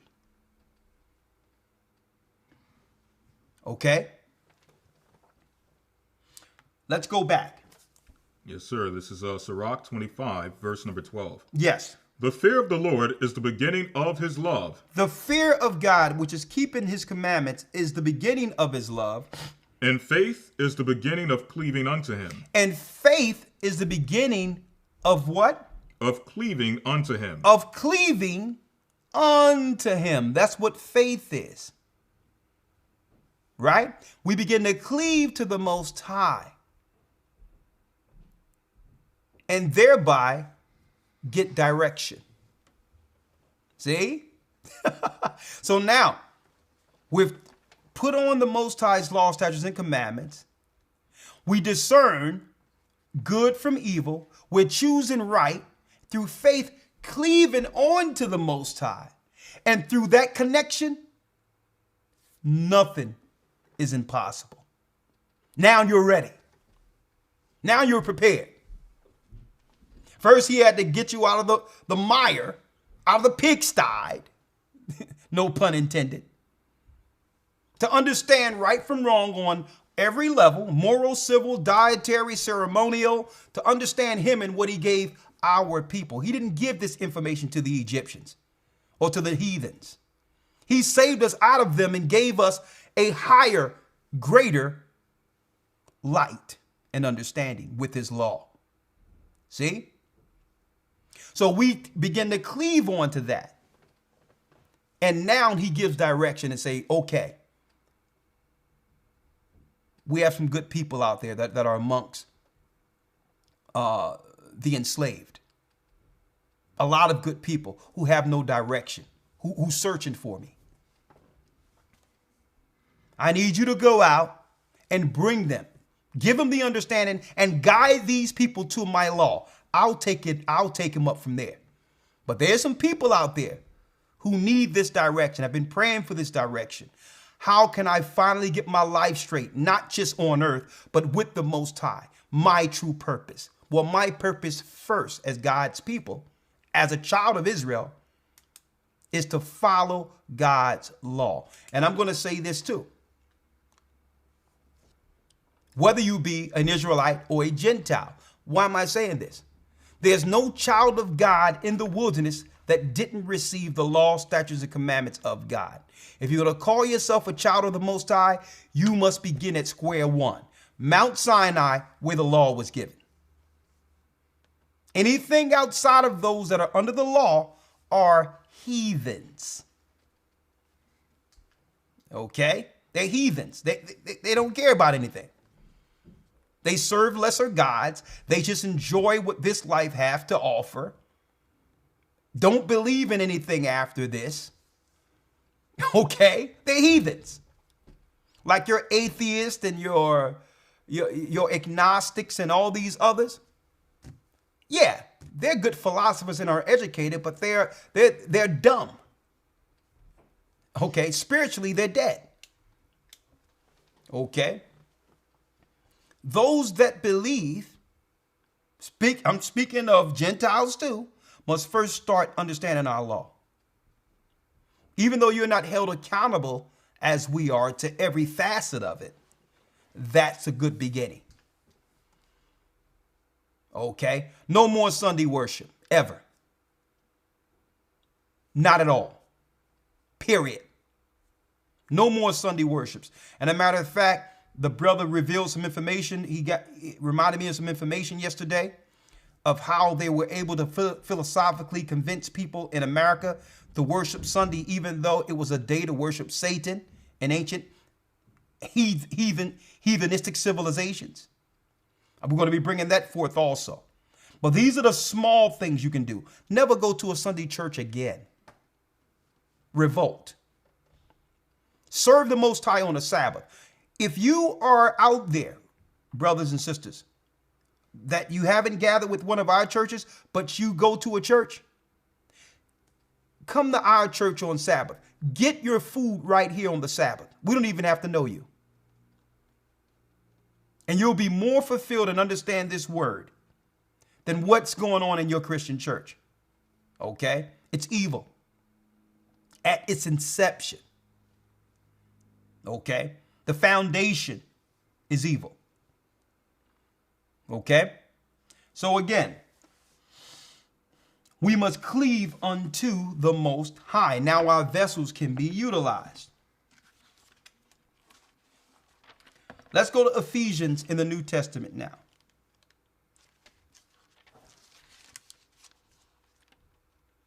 The 6th chapter and the 10th verse.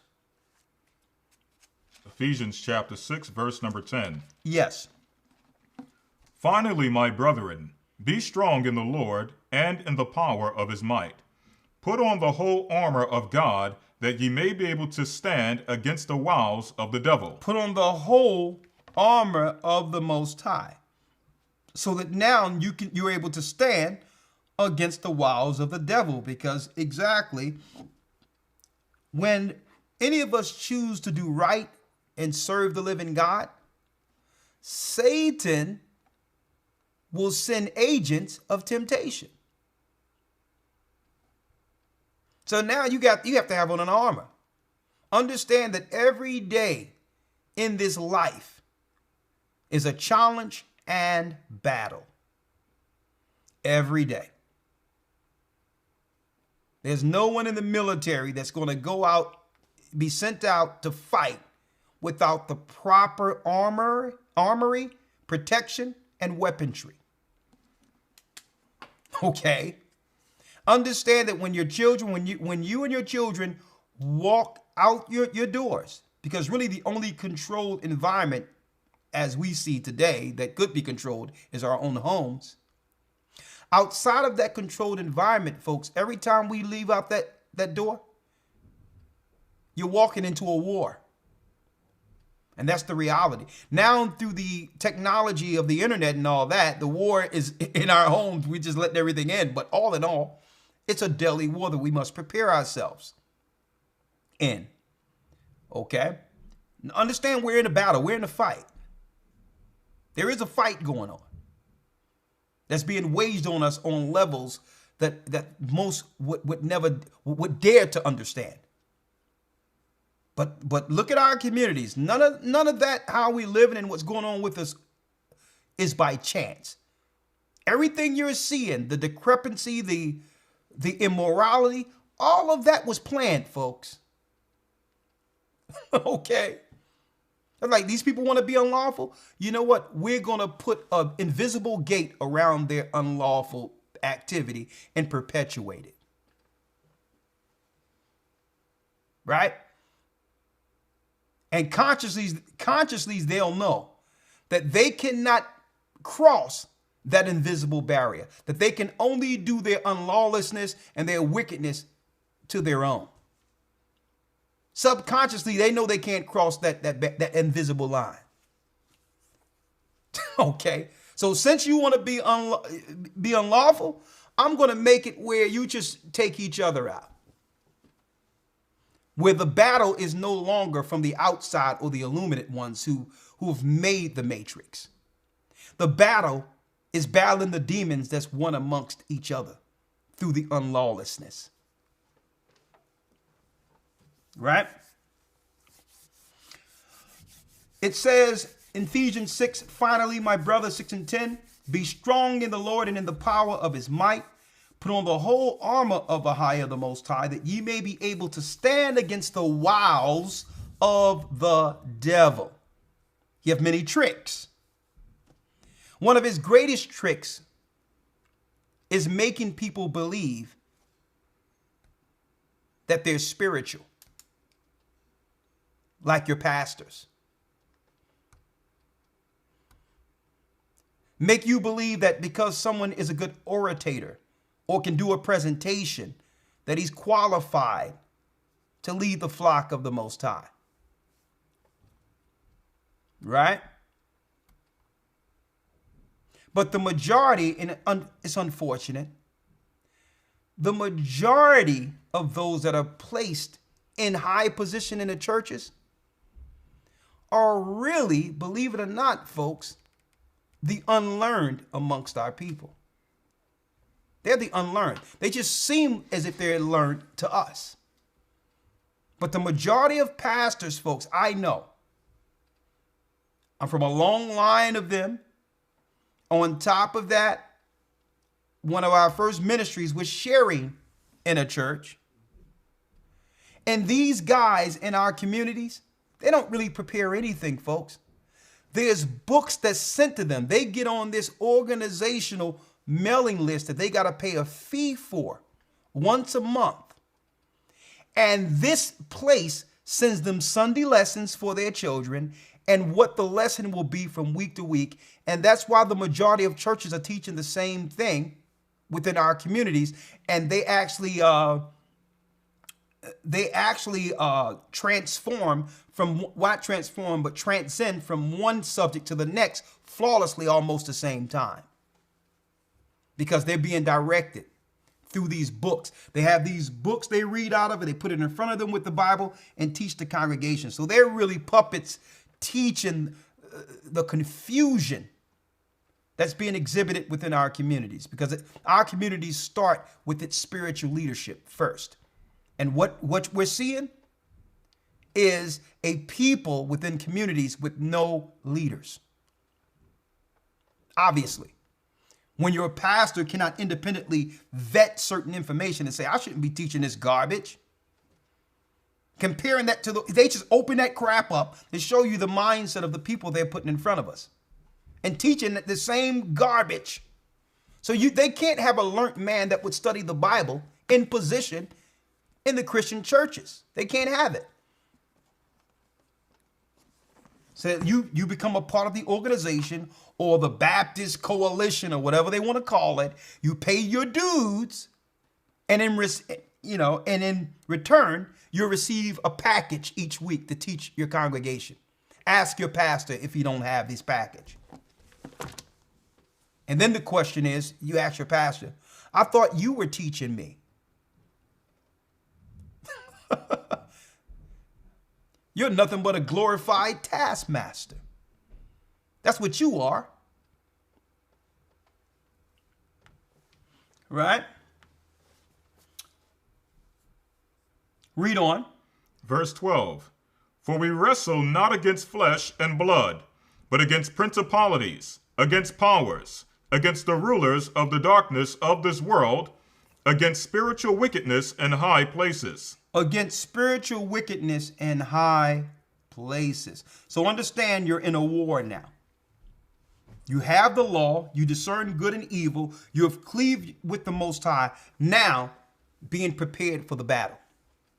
Let's go to Matthew 12 and 42. Matthew 12, verse number 42. This is Christ now. Going into Christ's teachings now. Read. The queen of the south shall rise up in judgment with this generation. Now listen to what Christ told the Pharisees and scribes, or the Israelites who contended against him. The queen of the south shall rise up in judgment with this generation. Read. And shall condemn it. And shall condemn it. Read. For she came from the uttermost parts of the earth to hear the wisdom of Solomon. Speaking of Queen Sheba. This is the Gentile who came to hear the wisdom of Solomon. And even a Gentile had more respect for the wisdom and knowledge of the Most High than his own people. Read. And behold, a greater than Solomon is here. A greater than Solomon is sitting on the right hand of the Father and was here on earth. Yeshua, the anointed, the Messiah. Right? He says, listen, the Gentiles can come from an entirely different geography to pay homage to the power of the Most High given to Solomon. But here it is, you're sitting right here before the Son of Man, the one that was prophesied to save our people, contending. Now, if this is not talking about us, I don't know what is. Need y'all to think about that. It's speaking about how there's a level of disobedience that come with receiving anything from Yeshua, the path. We fight our own entry into the kingdom of heaven is what Christ is speaking about here. But complain about our conditions. We fight the path and the direction, but complain in slavery. Right? Come on. Verse 43. When the unclean spirit is gone out of a man. Now he's breaking down the wrestling with flesh and blood now. Now that you understand the truth. What happens? The unclean spirit goeth out of a man when he learned the truth, or woman, be baptized, confess faults, whatever the case might be. Then the unclean spirit leaves the man. Read. He walketh through dry places seeking rest and findeth none. Now the he isn't the man. The he is the spirit that's actually cast out of the man. Right? That means you found the law. You realize that there was a temptation in you leading you to sin, destroying your lives, destroying the family of your children, not realizing that it's a demon possession. But then you begin to realize, hold up, I want to do right, so it must be something else in me. Now you've recognized and separated yourself from the demon. Right? You read the law and realize that the demon is attached to what? Lawlessness. And know that every time you break God's law, you're feeding a demon. So now you come to the law and separate yourself from the demon that have always kept you in subjection. Right? Impoverished. You're no longer accepting this as, well, this is just the way it is. You're realizing that something is wrong and against you within you. So you come to the Most High and say, Lord, according to this law I've read, I understand there's a spirit that's enticing me, an insatiable spirit that's leading me to sin against you. Now the Most High realizes you have recognized good and evil, and he says, I'm going to help you rid that spirit. Now, this is how the real casting out happens. It really happens with a person coming to the knowledge of what's within them. You understand? You're looking for somebody to go and lay hands and all that. And all of that is possible because sometimes, a lot of times, the demon is so strong that you need help to get it out. But it first starts with self-examination and realizing that that demon is being fed by your lawlessness. Okay? And that demon is going to cause chaos, not in just one area of your life, but other areas because you are allowing the demon a haven. That's how it works. So it would exhibit in different areas. And when you begin to recognize it, because it need a vessel now. This spirit needs a vessel. So if it see you starting to recognize that it's not you, it'll go low and dormant. That's how it works. It'll go low. But when you recognize it and then you confess and use the Spirit of Christ, now the demon is cast out. You've been baptized and the spirit leaves. Because you confess what the spirit was, and now it's identified. And through that identifying, you ask the Most High to help you get rid of it. It's gone now. Now that spirit is walking through dry places. Finish reading. Verse number 44.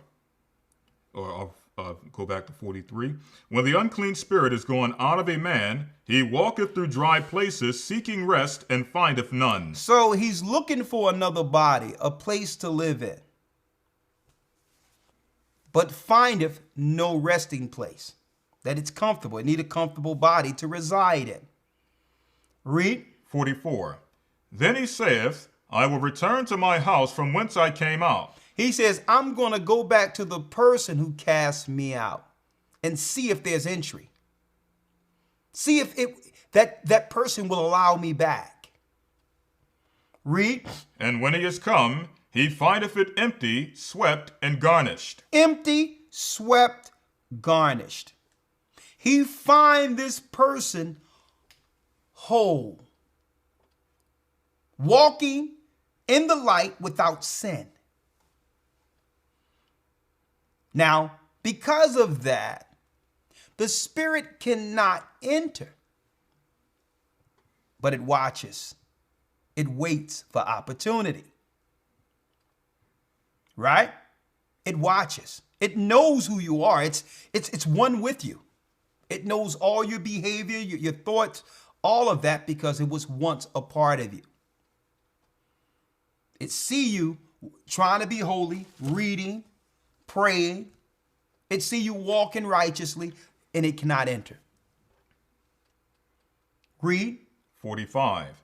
Then he goeth and taketh with himself 7 other demons more wicked than himself. And they enter in and dwell there. Now, how did the demon enter in and dwell there? That person fell victim to one of the recognizable sins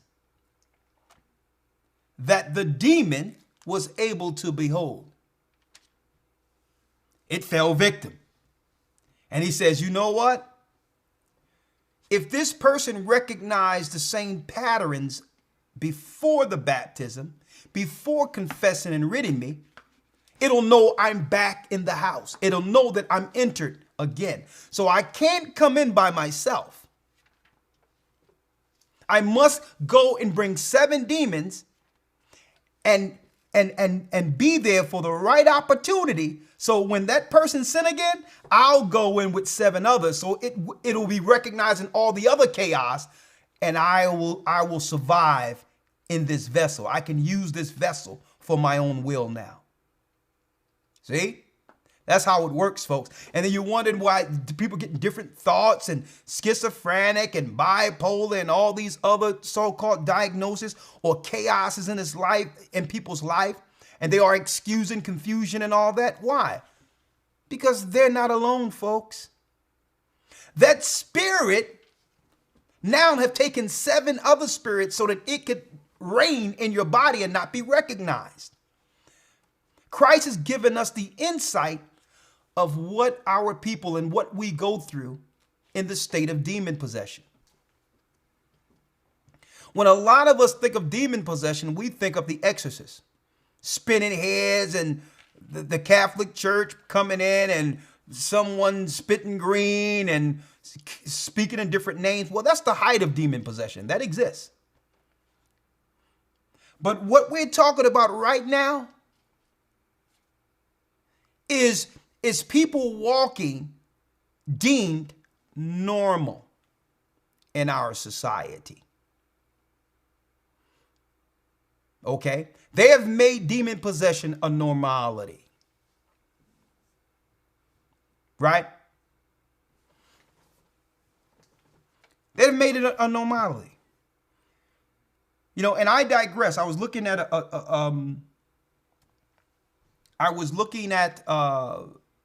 something online showing you the conditions of our people, how we're being conditioned in the spirit of Sodom and Gomorrah, even though people know that, you know, it's not right.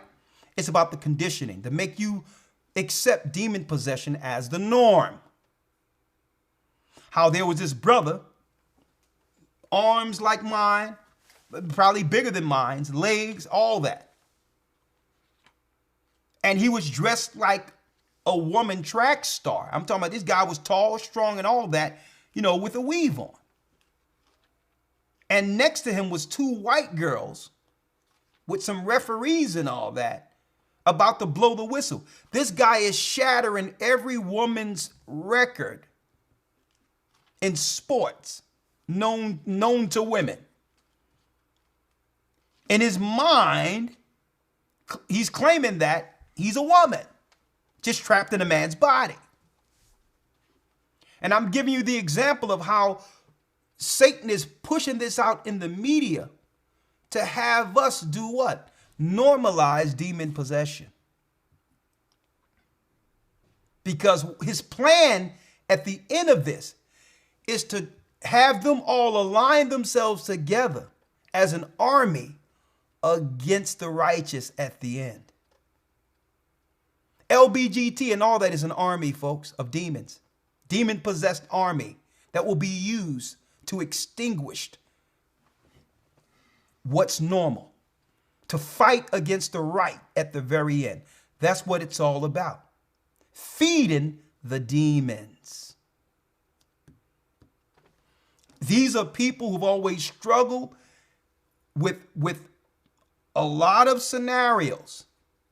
Molestation, bad home training, foster care, abuse, and all that has all these demons in them who really need help.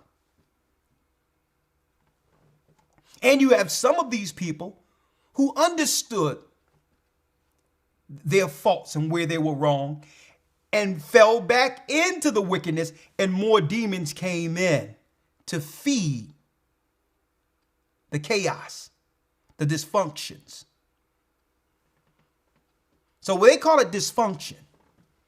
The Bible calls it demon possession.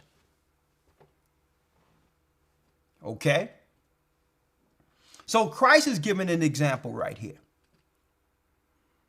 Right? Of a person who knew they were wrong, knew something was fighting against them, rid the demon, and now the demon realized the person is stronger than it once was, had to get 7 more demons to enter into that vessel to fully take the temple. So when you see people outside speaking to themselves and they're not washing themselves and they're speaking and all that, and they're acting like derelicts and all that, know that the demons have taken the vessel completely. That's your example. That's at the very end of the spectrum is what you're seeing there. But what we see in our society is the normalizing of demon possession. How do you know that you're dealing with someone that has demon possession to some degree that's normalized? When you can have a fully functional person go to work and all that, who do things wrong that they know is wrong, and they'll say, "Don't judge me." What you mean judge you? How do you know that's a demon? Because that demon seen Christ and say, "I know who you are. Have you come to judge me before my time?" If you're doing nothing wrong, there's no need to fear judgment. So you know that, okay, there's something disobedient there that's speaking separate from the person. Don't judge me. Right? Mm-hmm. Mm-hmm. Don't judge you. For what? You're righteous. You're following God's law.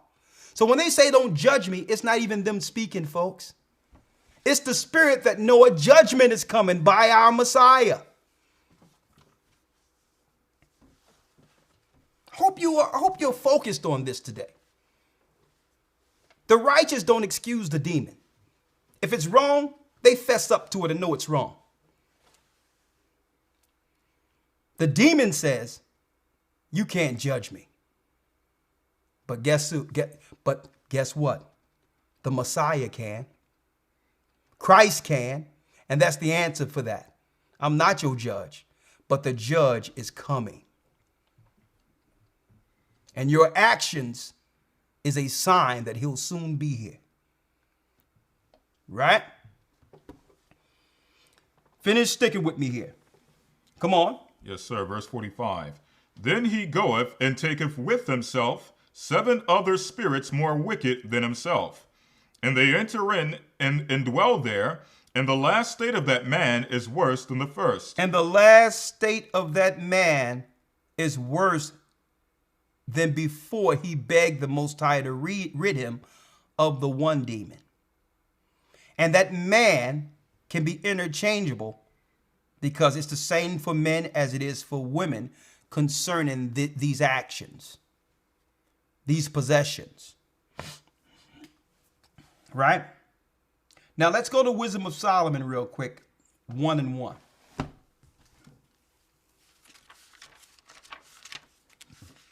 Wisdom of Solomon 1:1. Love righteousness, ye that be judges of the earth. And it says, love righteousness, ye that be judges of the earth. Because now the righteous is in a position to be utilized to judge the wicked. Don't you know that you will judge angels? So the disobedience of the fallen angels will be judged by the righteous sons of Adam, as well as those that have followed the fallen ones. They'll be judged by the righteous sons of Adam. Read. Love righteousness, ye that be judges of the earth. Come on. Think of the Lord with a good heart, and in simplicity of heart seek him. For he will be found of them that tempt him not, and that showeth himself unto such that do not distrust him. For froward thoughts separate from the Most High and his power. For when it is tried, reproveth the unwise. For into a malicious soul wisdom shall not enter, nor dwell. So a malicious soul, a disobedient person, an evil and wicked and malicious soul, read. Wisdom shall not enter. The Holy Spirit cannot enter. Read. Nor dwell in the body that is subject unto sin. Nor can dwell in the body that's subjected to sin. People that sin on purpose cannot be used for a higher purpose. If you sin on purpose, you will not be utilized or used for a higher purpose. What is sin? Transgression of God's law. So the Holy Spirit and the Spirit that will illuminate you or give you the understanding of how to stand on the outside of this world and deal with it rightly cannot abide in you. See? Come on. Verse 5. For the Holy Spirit of discipline will flee deceit and remove from thoughts that are without understanding, and will not abide when unrighteousness cometh in. And will not abide when unrighteousness cometh in. Read. Verse 6. For wisdom is a loving spirit, and will not acquit a blasphemer of his words. For the Most High is witness of his reins, and a true beholder of his heart, and a hearer of his tongue. For the Spirit of the Lord filleth the world, and that which containeth all things have knowledge of the voice. Therefore he that speaketh unrighteous things cannot be hid. He that speaketh unrighteous things cannot be hid. Void and vain conversation, which is being promoted throughout the earth also. The nonsense of the love and hip hop culture. The nonsense of Atlanta whoredom wives and all the other things is the normal conversation that's being had in the earth in a time in which Christ will soon return. One moment. and a time in which Christ will soon return. Excuse me, go on. Verse number 7. For the Spirit of the Lord filleth the world, and that which containeth all things hath knowledge of the voice. Therefore he that speaketh unrighteous things cannot be hid. He that speaketh unrighteous things cannot be hid. You stand out like a sore thumb when you're speaking foolishness. And that's the majority of the world right now. Their conversations is totally vain, of no substance. Read. Neither shall vengeance, when it punisheth, pass by him.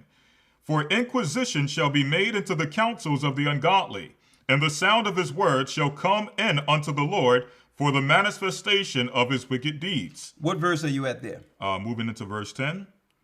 For the ear of jealousy heareth all things, and the noise of murmurings is not hid. So now it's talking about the jealous spirit, the murmuring spirit, because this is what vain talk leads to. That's the conversation. Who's doing what? Who's jealous of who? Who got what? Who's marrying who? Who's with what person? Vain conversation is aligned with those who has demon possession. Okay. Vain talk, talking behind closed doors and trying to say something about other people and minding other people's business. All those are clear signs of not only dysfunction, but demon possession.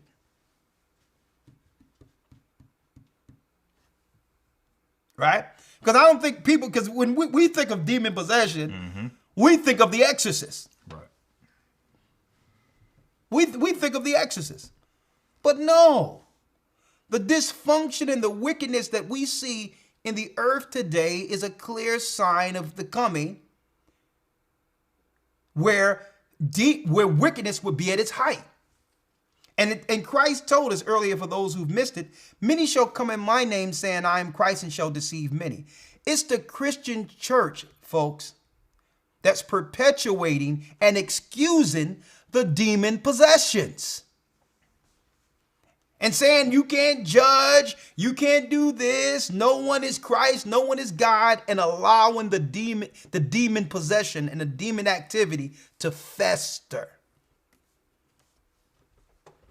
To the degree where some of these people who are filled with demons are outright saying, well, listen, I know God loves me.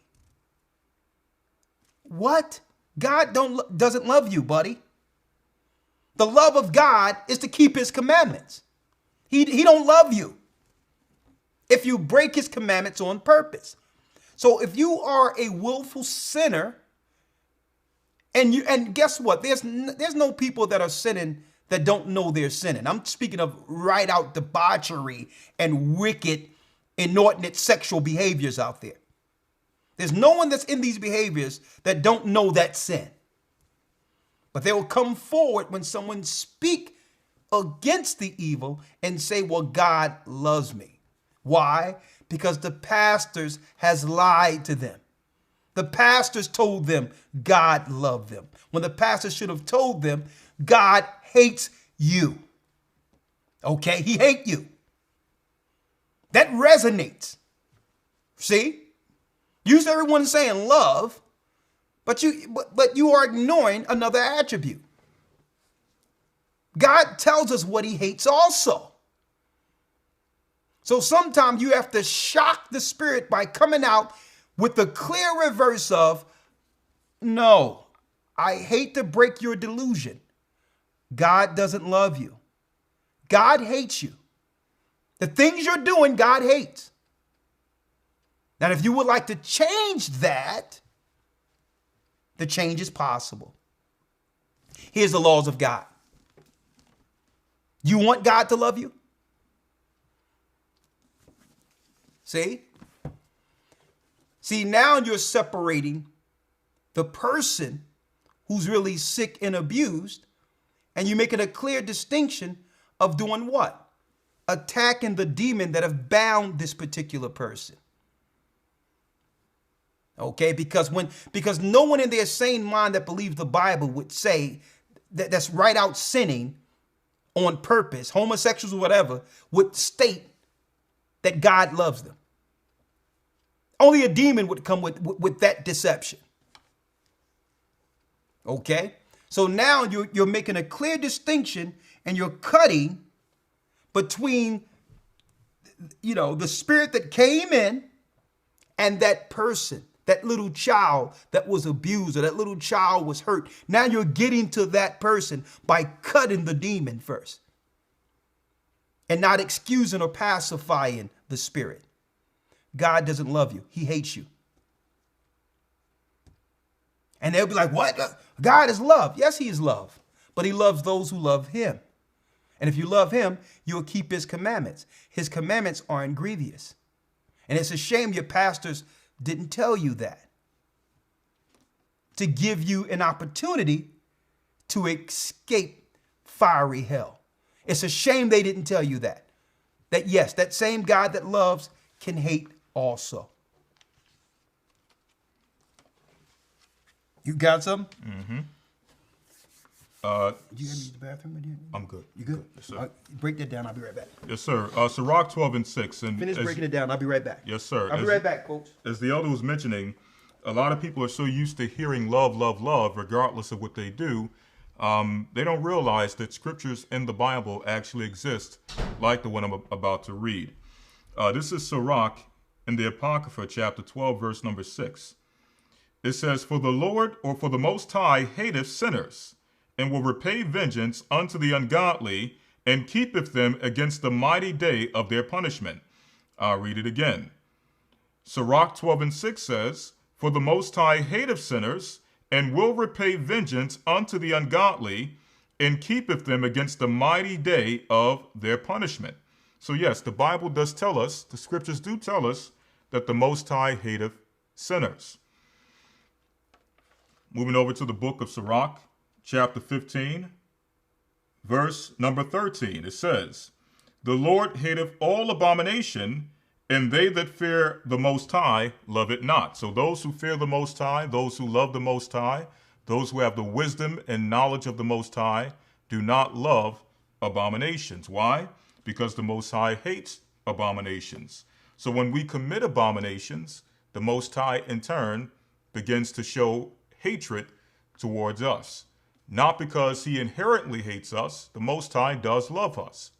But when we show hatred to him, he in turn shows hatred to us, which is why it tells us in the book of Proverbs, as was quoted earlier, Proverbs, the 8th chapter, and about the 23rd verse, if I can get it real quick. It says, in fact, let me get to it, Proverbs 8 and, let me get it here.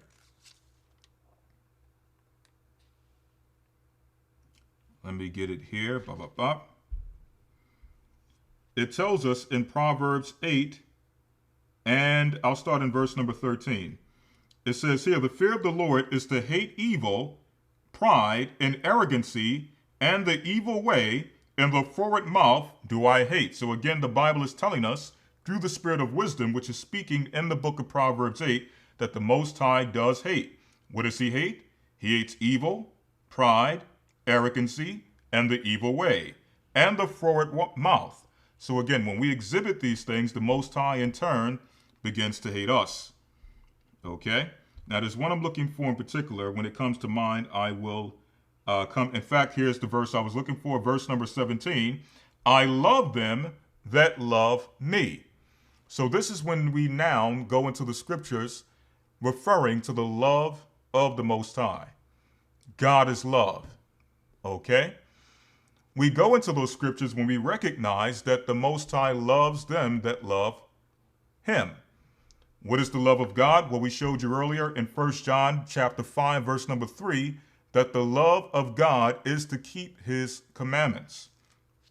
Okay? So going back to the verse where we left off, we were in Wisdom of Solomon, the 1st chapter, and we were dealing with, in specific, showing how the Bible identifies demon possession. and spiritual corruption. Again, many people look at it as someone walking around speaking to themselves, someone who is acting in a ferocious manner, when again, that's the end result of spiritual possession. Like many times in Scripture, where Christ healed one who would break chains and they would act in a wild, feral manner, he would come and he would cast the spirit out of them. But that's just the end result. But it's these actions which eventually lead to that form of possession. So going back to the book of Wisdom of Solomon, chapter 1, verse number 9, it says, "For inquisition shall be made into the counsels of the ungodly, and the sound of his words shall come unto the Lord for the manifestation of his wicked deeds." In other words, as Christ told us in the book of Matthew, the 12th chapter, I believe the 15th verse.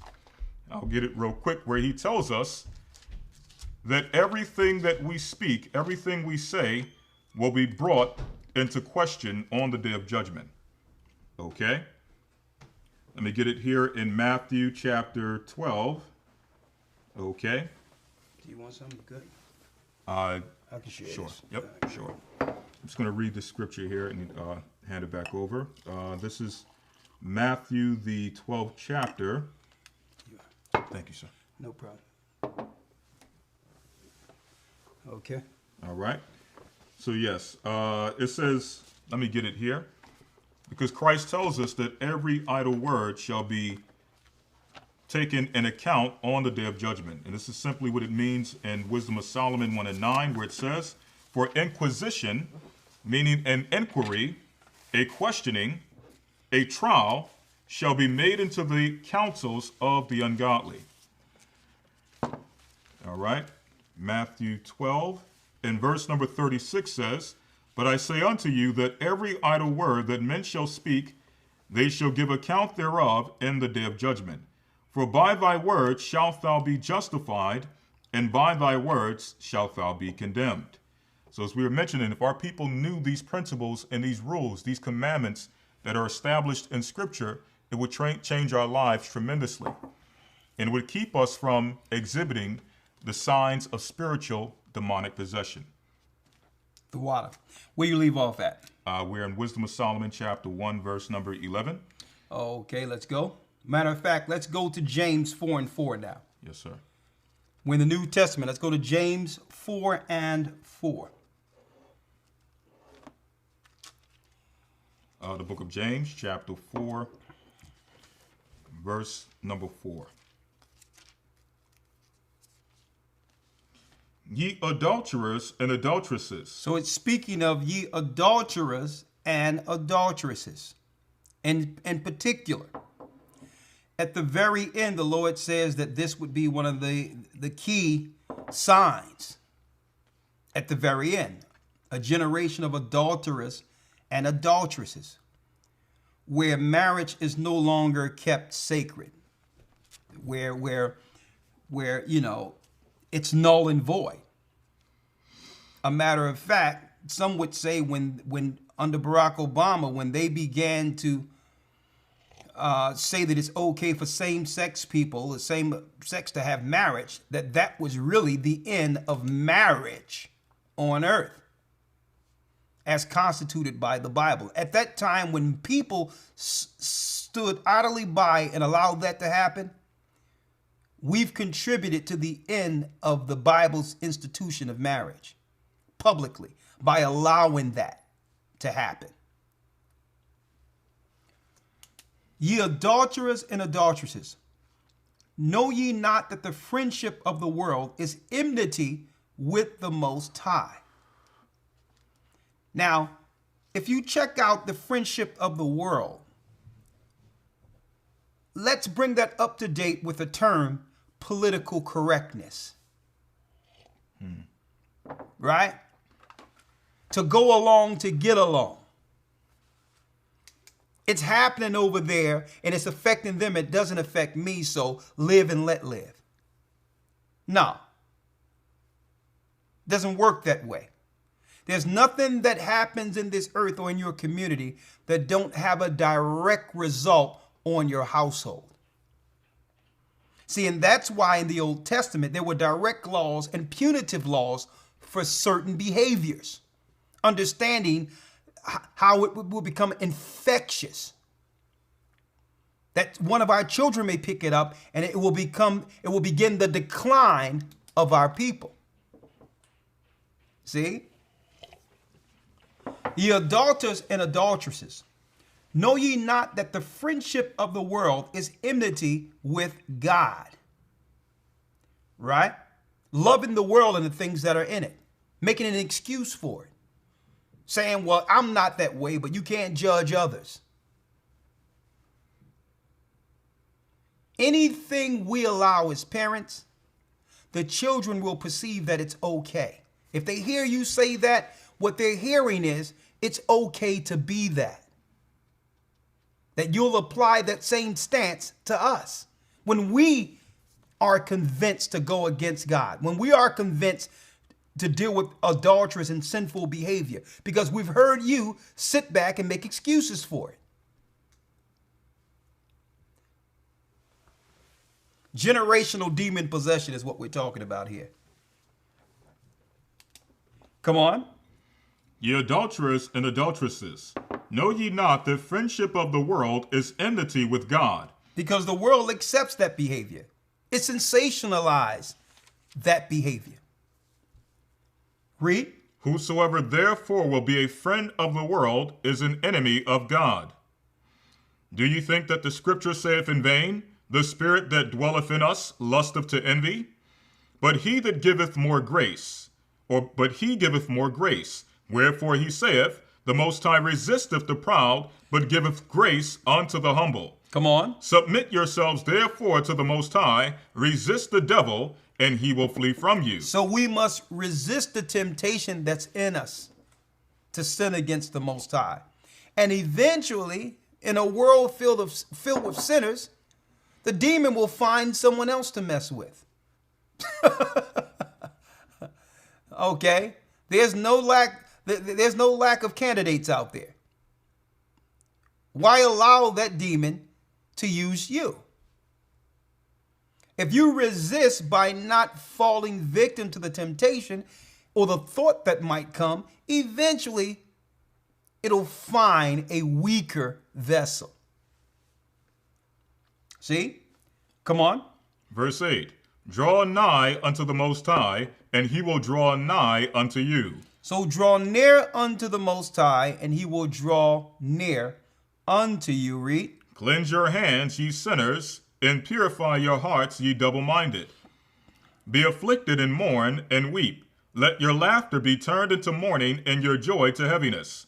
Humble yourselves in the sight of the Lord, and he shall lift you up. And it says, draw nigh unto the Most High, and he will draw nigh unto you, keeping the commandments. Cleanse your hands, ye sinners. If you have done wrong, okay, repent from it and sin no more. So the Most High is not even dealing with your past sins.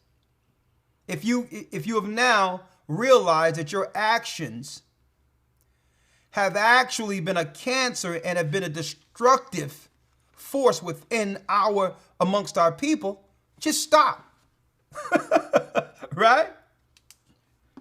If you've been in gangs or you've been a part of gangs and have harmed people up into the degree of murder or whatever, the Most High can bring you back. He can forgive you. But stop now. If you sold drugs and you're selling drugs and all that, stop now. He can forgive you. You have to cleanse yourself. There must be a turning point, a cleansing point before judgment. Cleanse your hands, ye sinners, and purify your hearts. Get your heart right with the Most High. Ye double-minded. Now, what does it mean by double-minded? These are people who know God exists, right? Who pray to the Most High, who know that there's a higher power, but yet struggle with sin and make an excuse for it. You want to be seen as someone spiritual or deep, but still the world has a hold on you. Purify your hearts, you double-minded.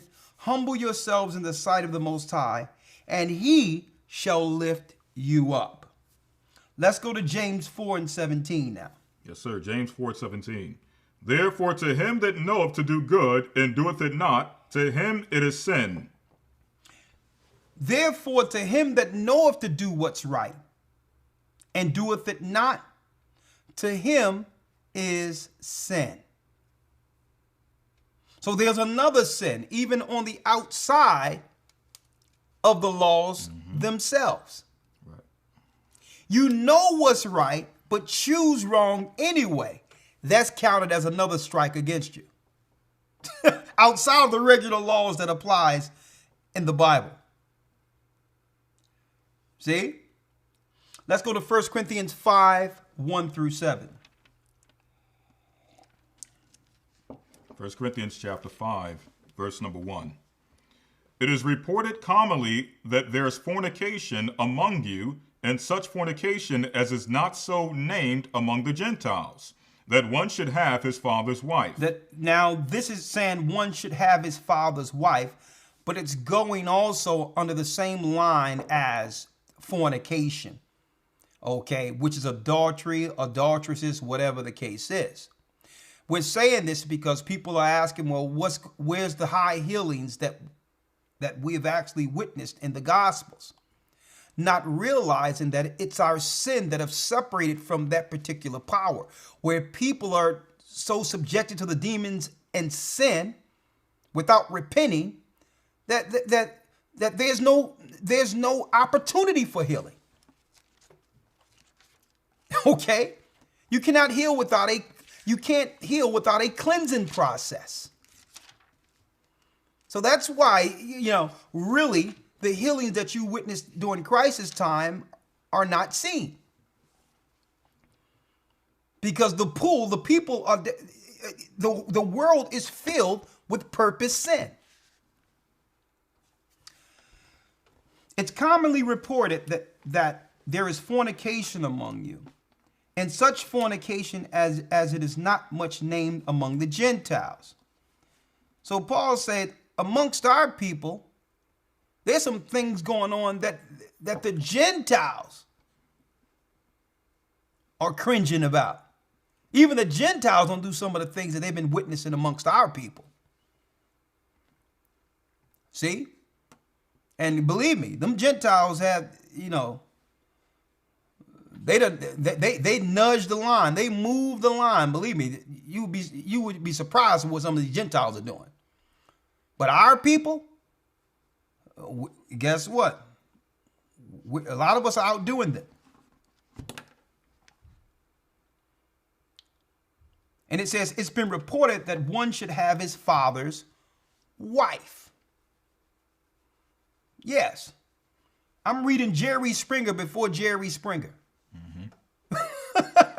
Okay. Come on. Verse 2. And ye are puffed up and have not rather mourned, that he that have done this deed might be taken away from among you.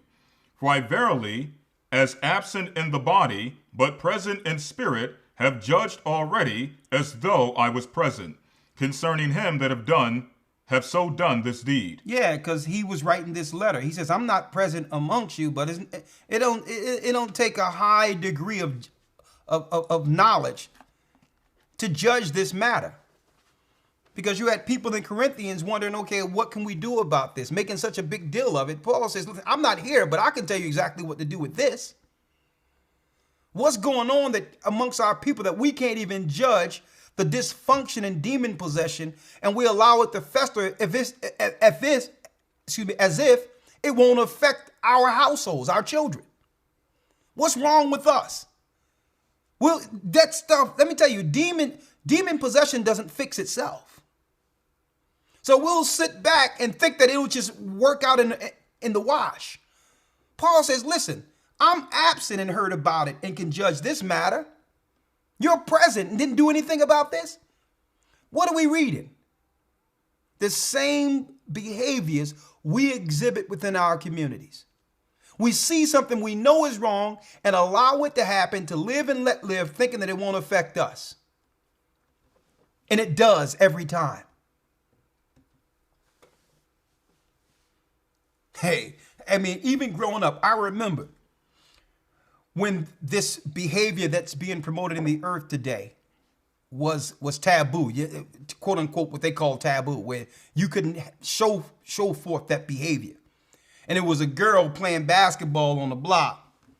And ever so often she would have other girls in the house and from different neighborhoods, and everyone knew, but we were so naive growing up as kids, it took me a while to figure out what was going on.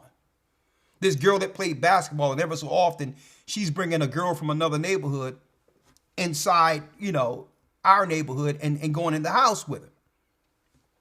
We lived and let live. But then eventually, as we grew up, someone would move on the block, and the girl that was on the block would be with this girl.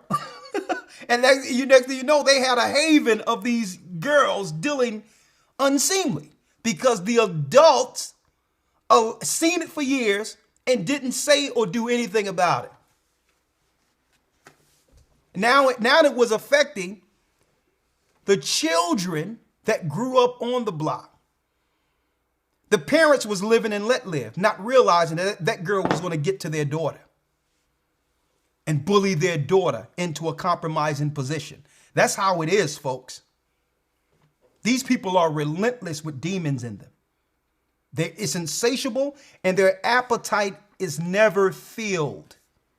So while you're living to let live, they're looking for the next victim to victimize. And that's what Paul is talking about right here. We sit back thinking it's not going to affect us. Yes, it is. And you sitting there speaking to this person normally, joking with them as if they're your friends and all that. And your children are processing that interaction differently. Your children is processing that you laughing and joking with that person, that you accept this person, right? That you are in agreement with this person because they know the parents only laugh and joke with people that they're comfortable with. So your children are processing your interaction with this demon differently. You think you're living to let live. The child is looking like, well, okay, my parents must accept this behavior. It's okay. Maybe I can laugh and joke with them too. See how it works? Come on. Verse 4. In the name of our Lord, Yeshua the Anointed, when you are gathered together, and my spirit with the power of our Lord, Yeshua the Anointed, to deliver such a one unto Satan for the destruction of the flesh. You deliver one over to Satan. What that's saying? That's saying, listen, you take that person, you let them know you are not to interact or be amongst or to be even spoken about amongst saints. Shalom, peace. You turn them over.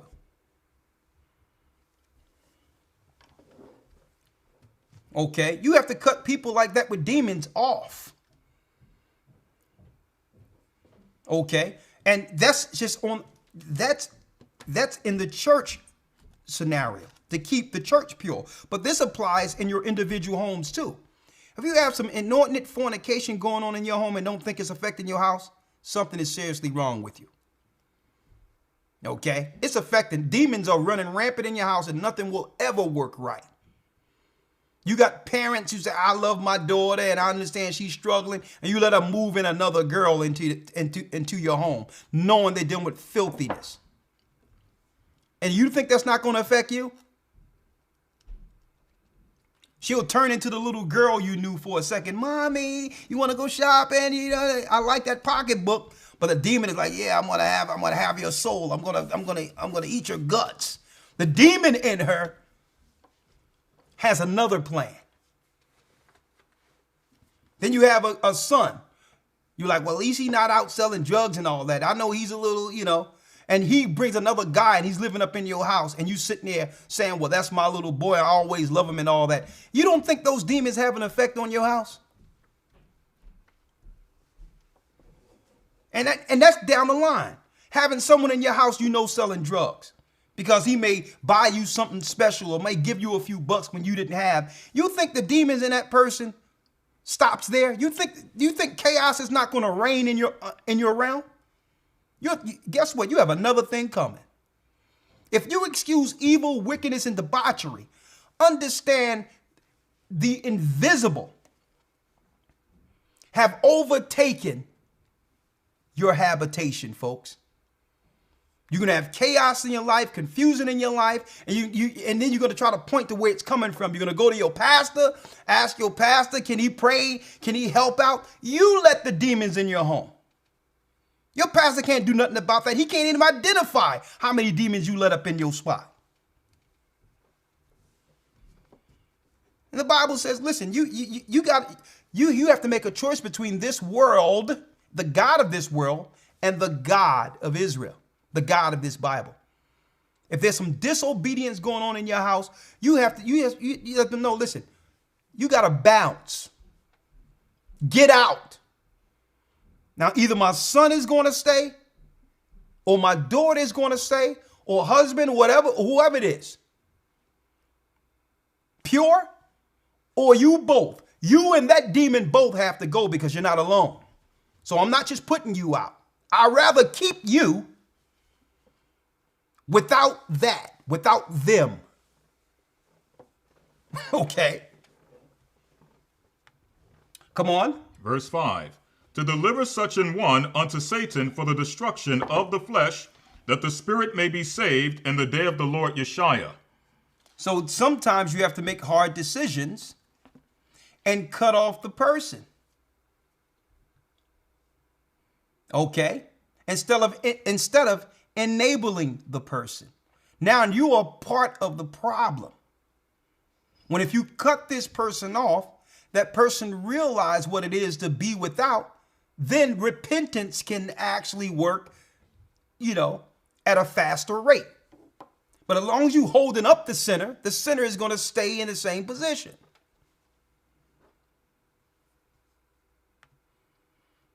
Verse 6. Your glorying is not good. Know ye not that a little leaven leaveneth the whole lump? Don't you know that behavior is going to permeate throughout the whole lump? Read. Verse 7. Purge out therefore the old leaven, that ye may be a new lump, as ye are unleavened. For even Christ our Passover is sacrificed for us. Exactly. Now hold that now. And let's go to Hebrews 10 and 16. So the work we see in Christ came through sacrifice, which means also that we must sacrifice. Purge out that old leaven, that old spirit, that old demon. Hebrews 10 and 16. Hebrews 10 verse 16. This is the covenant that I will make with them after those days, saith the Lord. I will put my laws into their hearts, and in their minds will I write them. And their sins and iniquities will I remember no more. Now where remission of these is, there is no more offering for sin. Having therefore, brethren, boldness to enter into the holiness by the blood of Yeshua, by a new and living way. By a new and living way. Which he hath consecrated for us, through the veil, that is to say, his flesh. And having an high priest over the house of God, let us draw near with a true heart and full assurance of faith. Come on. Having our hearts sprinkled from an evil conscience. Now this is the key. Having our mind cleansed from an evil conscience. The evil conscience, brothers and sisters, is the demon. Evil thoughts. Right?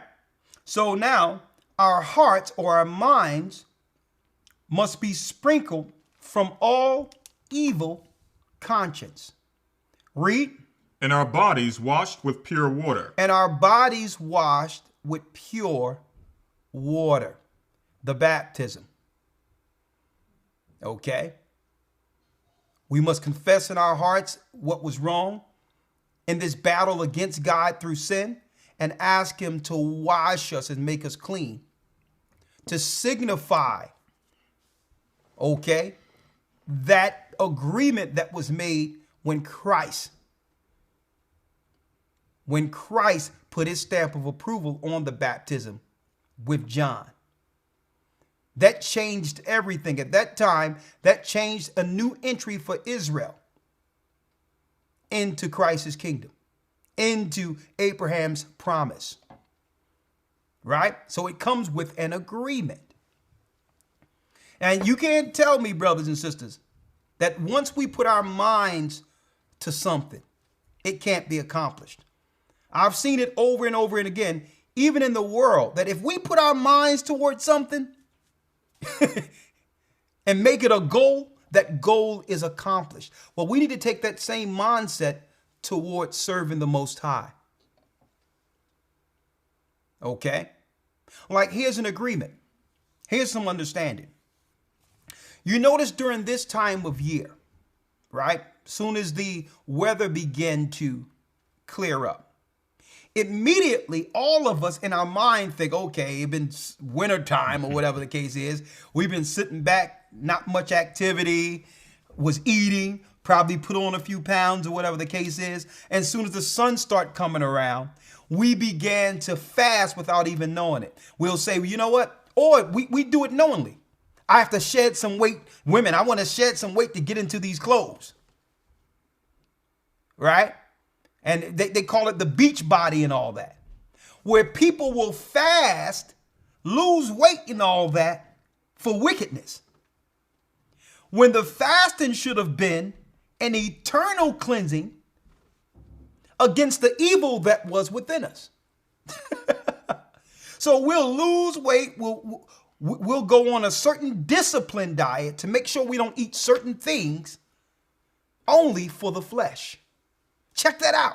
And that's why it's temporal, because before you know it, what happens? The summer and winter, the summer is gone, and then summer is gone, and then the weight is put right back on. Because the fasting wasn't for the cleansing of the spirit. It was for the outer flesh. And the discipline is temporal. So we'll fast for the world. But not to cleanse ourselves of the demon. And I wanted to make that analogy in correlation here, because we do take certain disciplines and fasts without realizing that's what it's called in the Bible. I can't eat these certain things. I must do this. I must do that. I must stay away from this number of carbs. All that is forms of fasting, folks, that they call diet. The Bible don't call it diet. The Bible call it fasting. But we fast for the flesh, but not to rid ourselves of the demon that's gluttonous that made us put on the weight. You see how we fast backward?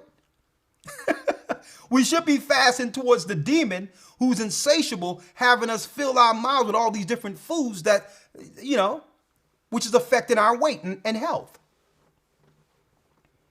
Right? Wanted to put that out there real quick.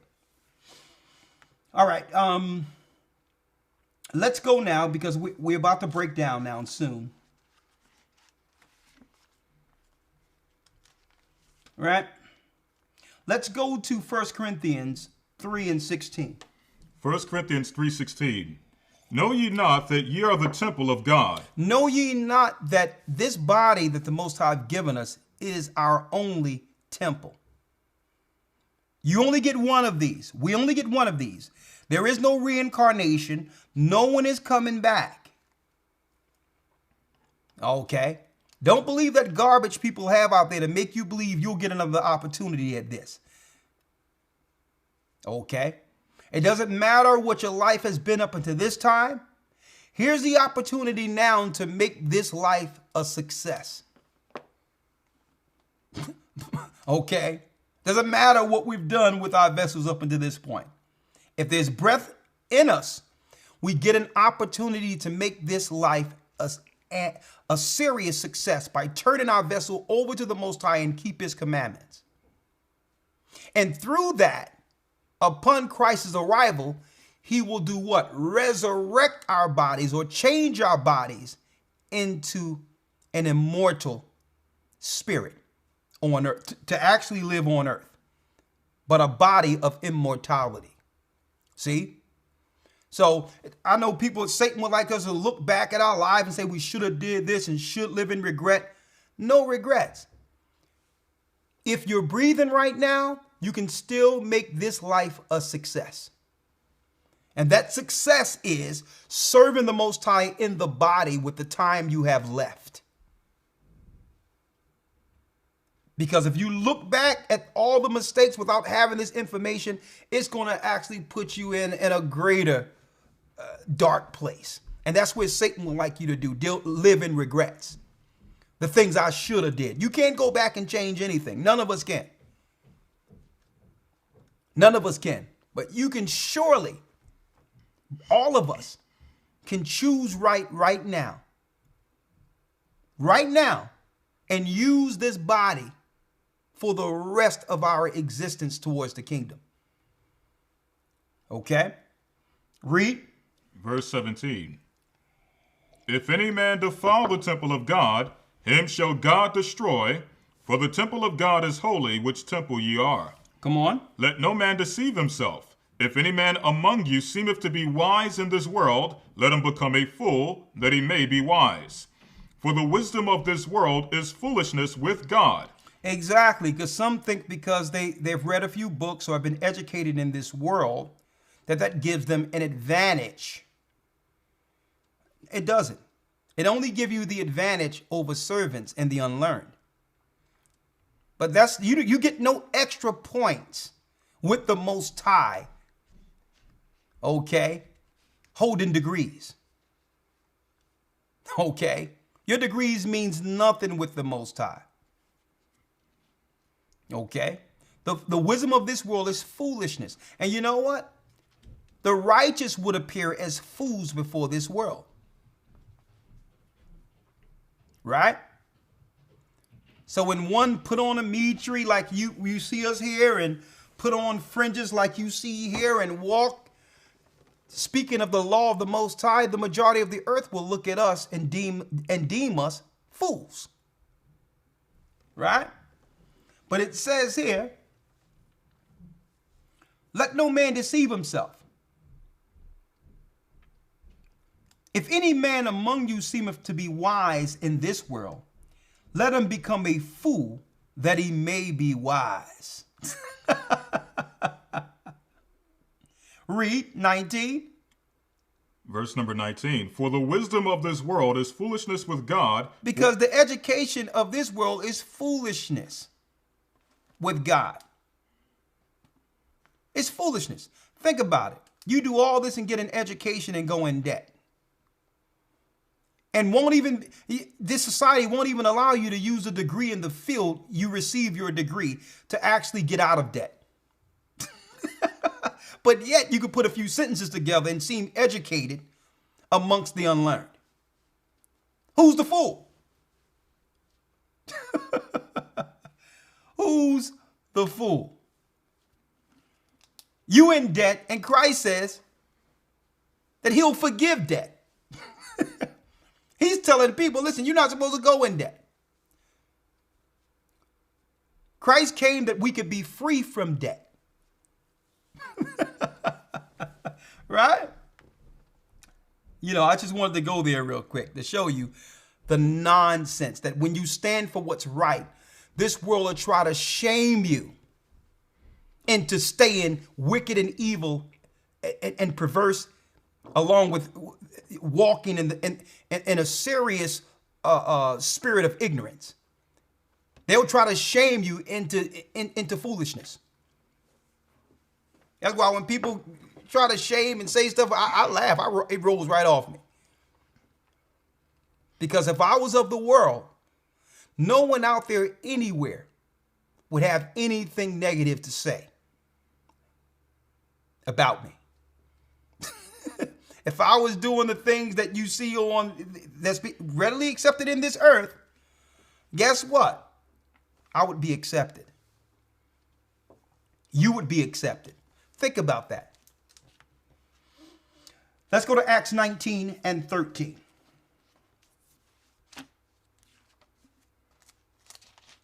Acts chapter 19, verse number 13. Then certain of the vagabond Jews, exorcists, that took upon them to call over them which had evil spirits the name of the Lord Yeshua, saying, We adjure you by Yeshua, whom Paul preacheth. Now we coming around full circle because we had vagabond Israelites. When there's a vagabond, you had these people now on the outer skirts trying to be what they were witnessing amongst the disciples. But they weren't using the power of Christ. They were using exorcisms during the time of Christ. Christ wasn't exorcising demons, neither were the disciples. See, exorcisms come in under the heathenistical practices of having power through invocation, which means if the Gentiles can identify the demon in the person, they would use a higher demon that they would have to sacrifice to rid that person of the lower demon. See? But still it comes with a price because the person isn't totally free. It's now at the behest of the other demon. So that other demon is going to function in different areas, but the person will believe that they're saved or free from that other spirit that had them bound. It's like taking a pill, right, to solve one problem, but have side effects. See? So that's what an exorcism is. Christ didn't form an exorcism because you don't go to spirits that are lower than Christ to cast out a lower demon. So the Catholic Church have a book in the Vatican. And in this book of demonology, it's a list of all the demons that are under Satan's rule. So if they see that a person has possessions, they'll identify the demon and realize what higher spirit that's over the demon to use to command the spirit to leave. That's how they deal with exorcisms, through the spirit of invocation. You'll also find this same practice in witchcraft, sorcery, and what black people are hiding, which is witchcraft and evil. They'll call it African spirituality. Mm-hmm. Straight wicked stupidity amongst our people. They'll call it African spirituality. And say, well, yeah, that's what the Haitians used. Go to Haiti right now and see if Haiti really won the war, folks. Again, I'm going to state this. They're dealing with invocation, and that's what exorcism is. Does it work on a lower level? Certain witches and warlocks have the power because they yield their soul to demons to practice this. And guess what? It does work in some instances for those who believe in it. You may go to a seer or go to a witch doctor or one of these sorcerers to get a root put on somebody or get a root taken off of persons. It's the same thing. It's certain demons they know that are controlling people. Okay? Christ wasn't dealing on that level. Christ seen the spirit, identified the spirit, and would cast it out. It doesn't matter how low or high the demon was. They all were subjected to the power that in the beginning created all spirits. And that's Yeshua. That's the anointed Christ. He created all spirits from the beginning by the orders of his Father. And that's the difference. Okay? We don't perform exorcisms around here. That's a Gentile lower practice. Okay? You have to fix a problem at its core. And that's what Christ did. He identified the issue, not get paid to move a demon only to replace it with another. You would tell the person, speak to the person, the person will tell you the activities they did against the law, which led to demon possession. Now the disciples were able to identify the entry of the spirit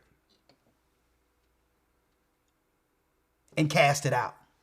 It's that simple. But it came with participation. It came with that person admitting sin. Are you following me? So here's an instance amongst the disciples. It says, the certain of a vagabond Jews exorcists took upon them to call over them, which had evil spirits, the name of Yeshua, saying, we enjoy you by Yeshua, whom Paul preacheth. So because they were used to invocation using different spirits, they now added Christ under the pantheon of lists of names to use to cast out demons under their practice. Okay. Read. Verse 14. There were 7 sons of one Sceva, a Jew, and chief of the priests, which did so. And the evil spirit answered and said, Yeshua I know, and Paul I know, but who are ye? But who are ye? Read. And the man in whom the evil spirit was leaped on them and overcame them and prevailed against them. So they were trying to practice certain levels of invocation and exorcisms, and the demons jumped out of the person that they were exorcising and entered them. Okay. Now, when you do some research, and I've done so, you'll see a lot of these practices that I'm saying in the Catholic Church. This has happened to Catholic priests, where they try to do exorcisms, but yet they were evil and vile within themselves, and the demons entered them. Guess what? They got this written down all in the Catholic canons of pastors and priests and all that was sent out that end up in worst case trying to pray over people, attempting exorcisms. Here's a perfect example. Okay. And this is how you know what's really going on in the Christian church. This fakery that's going on is not really happening. They're not really healing people in the name of Yeshua. If anything, they're taking on more demons and perpetuating the issues of demonology and possession within our communities on earth. Right? Read on. Verse 17. And this was known to all the Jews and Greeks also dwelling in Ephesus. And fear fell on them all, and the name of the Lord Yeshua was magnified. And exactly. So in a nutshell, finish reading what you have. Yes, sir. Verse number 18. And many that believed came and confessed and showed their deeds. And many that believed came, confessed, and showed their deeds. At that time, they realized that the power of ridding people of demons for real was in the earth due to crisis practices and what was taught to the disciples. It wasn't through invocation or exorcism. They realized that they must confess their sins to really rid themselves of the dysfunctions or the sins that have ever, tormented them. You understand? So it's like this. You can't expect a magic trick when it comes to healing. It doesn't work that way. That's the garbage they teach it in the Catholic Church, the Christian church. The healing starts with you understanding where you stand, knowing where you stand with God's law first. Why is there chaos, confusion? Why things aren't right? Well, you deal with the law first and say, these are the things I'm breaking according to God's law. That's the demon. Now, you've identified the demon. Now it's time to get rid of it. See? You confess your fault and you have someone pray and say, here's the demon that have always been in my way. At every turn, I made the wrong decision, and here's the decision I made based on this thought that comes from this demon. I need help. But your first help came with you acknowledging the spirit that's in you instead of excusing it. Saying, well, this is just the way I am. This is how I always been. Or because my mother or father did this to me, this is the way I am. You're not excusing the spirit no more. You're accepting that it's a problem. And now the steps are being taken first with you to get rid of them. It says here, Many that believe came, Acts 19 and 18. They confess, they identify the demon, and show their deeds. That's the real healing, folks. That's the real healing right there. It starts with the person. Stop looking for someone with a magic wand to put their hand on you or something and change your life. It doesn't work that way. It works with you first admitting you are a sinner, and now you're able to identify those sins. Those sins come with demons. Now you see why the law, statutes, and commandments of God given to our people on Mount Sinai, now you see why those laws are so important. It can identify the elements within us. If you're teaching Christianity that the law is done away with and it really don't apply, how can we identify the areas in which we're breaking God's law and heal ourselves? It's impossible. Okay? Now let's go to John. We're breaking it down now. We only got a few more. Let's go to John 1, 6 through 10, and then I'll answer a few questions also. Yes, sir. 1 John chapter 1, verse 1. Yes. That which was from the beginning, which we have heard, which we have seen with our eyes, which we have looked upon, and our hands have handled of the word of life. For the life was manifested, and we have seen it, and bear witness, and show unto you that eternal life, which was with the Father, and was manifested unto us. That which we have seen and heard declare we unto you, that ye may also have fellowship with us, and truly our fellowship is with the Father, and with the Son Yeshua the Anointed. Come on. Verse 4. And these are the things we write unto you, that your joy may be full. This then is the message which ye have heard of him, and declare unto you, that the Most High is light, and in him is no darkness at all. The Most High is light, and within him there's no darkness at all. There's no dark area in the Most High. Okay? So we have to work to do what? Take those dark areas from amongst us. The areas that you know that each individual know that they are ashamed of. Right? Because there's no darkness with the Most High. It's transparency with him. Read. Verse 6. If we say that we have fellowship with him and walk in darkness, we lie and do not the truth. But if we walk in the light, and he as he is in the light, we have fellowship one with another. And the blood of Yeshua the Anointed, his Son, cleanseth us from all sin. Come on. If we say that we have no sin. If you claim you have no sin, that everything is right, and God know my heart, and the other crap they're teaching in the Christian church. Read. We deceive ourselves. You deceive yourselves. And the truth is not in us. And the truth is not in us if we can't admit what's wrong in us. Thou shalt not lie one to another. Well, there's a deeper sin when a person lied to themselves and think that they're blameless and without sin. That's a greater lie. Read. Verse 9. But what? If we confess our sins. But if we talk about it, if we come and say, you know what? This is what's wrong with me. These are the things that haunt me in secret when I'm to myself. These are the things that lead me to the dark path, and be truthful with it. Read. He is faithful and just to forgive our sins. Now, the Most High, you take it to the Most High, and he'll forgive you for it. Like, don't worry about it. That's the past. Serve me right from this day going forth. Go on.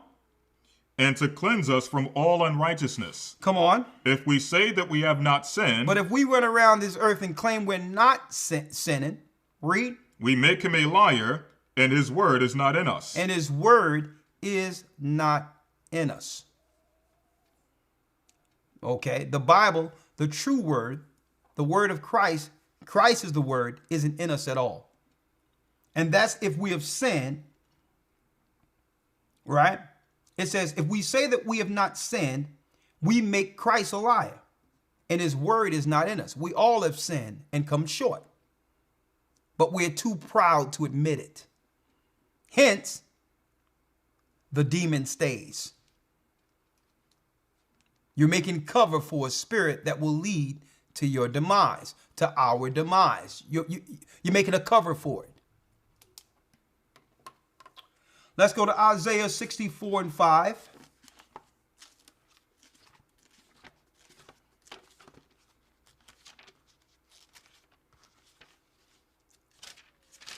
Isaiah chapter 64, verse number 5. Come on.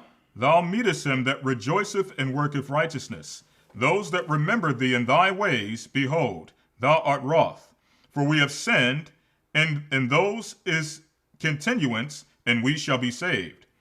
But we are all as an unclean thing, and all our righteousness are as filthy rags. All of our righteousness as of filthy rags. All of the children of Israel, our forefathers, have sinned, and we continue to sin. And even when we're doing right, it's still a filthy rag for a woman once a month, because that's what that filthy rag is talking about. Okay, that's what it's talking about. Even in our righteousness, we're still falling short.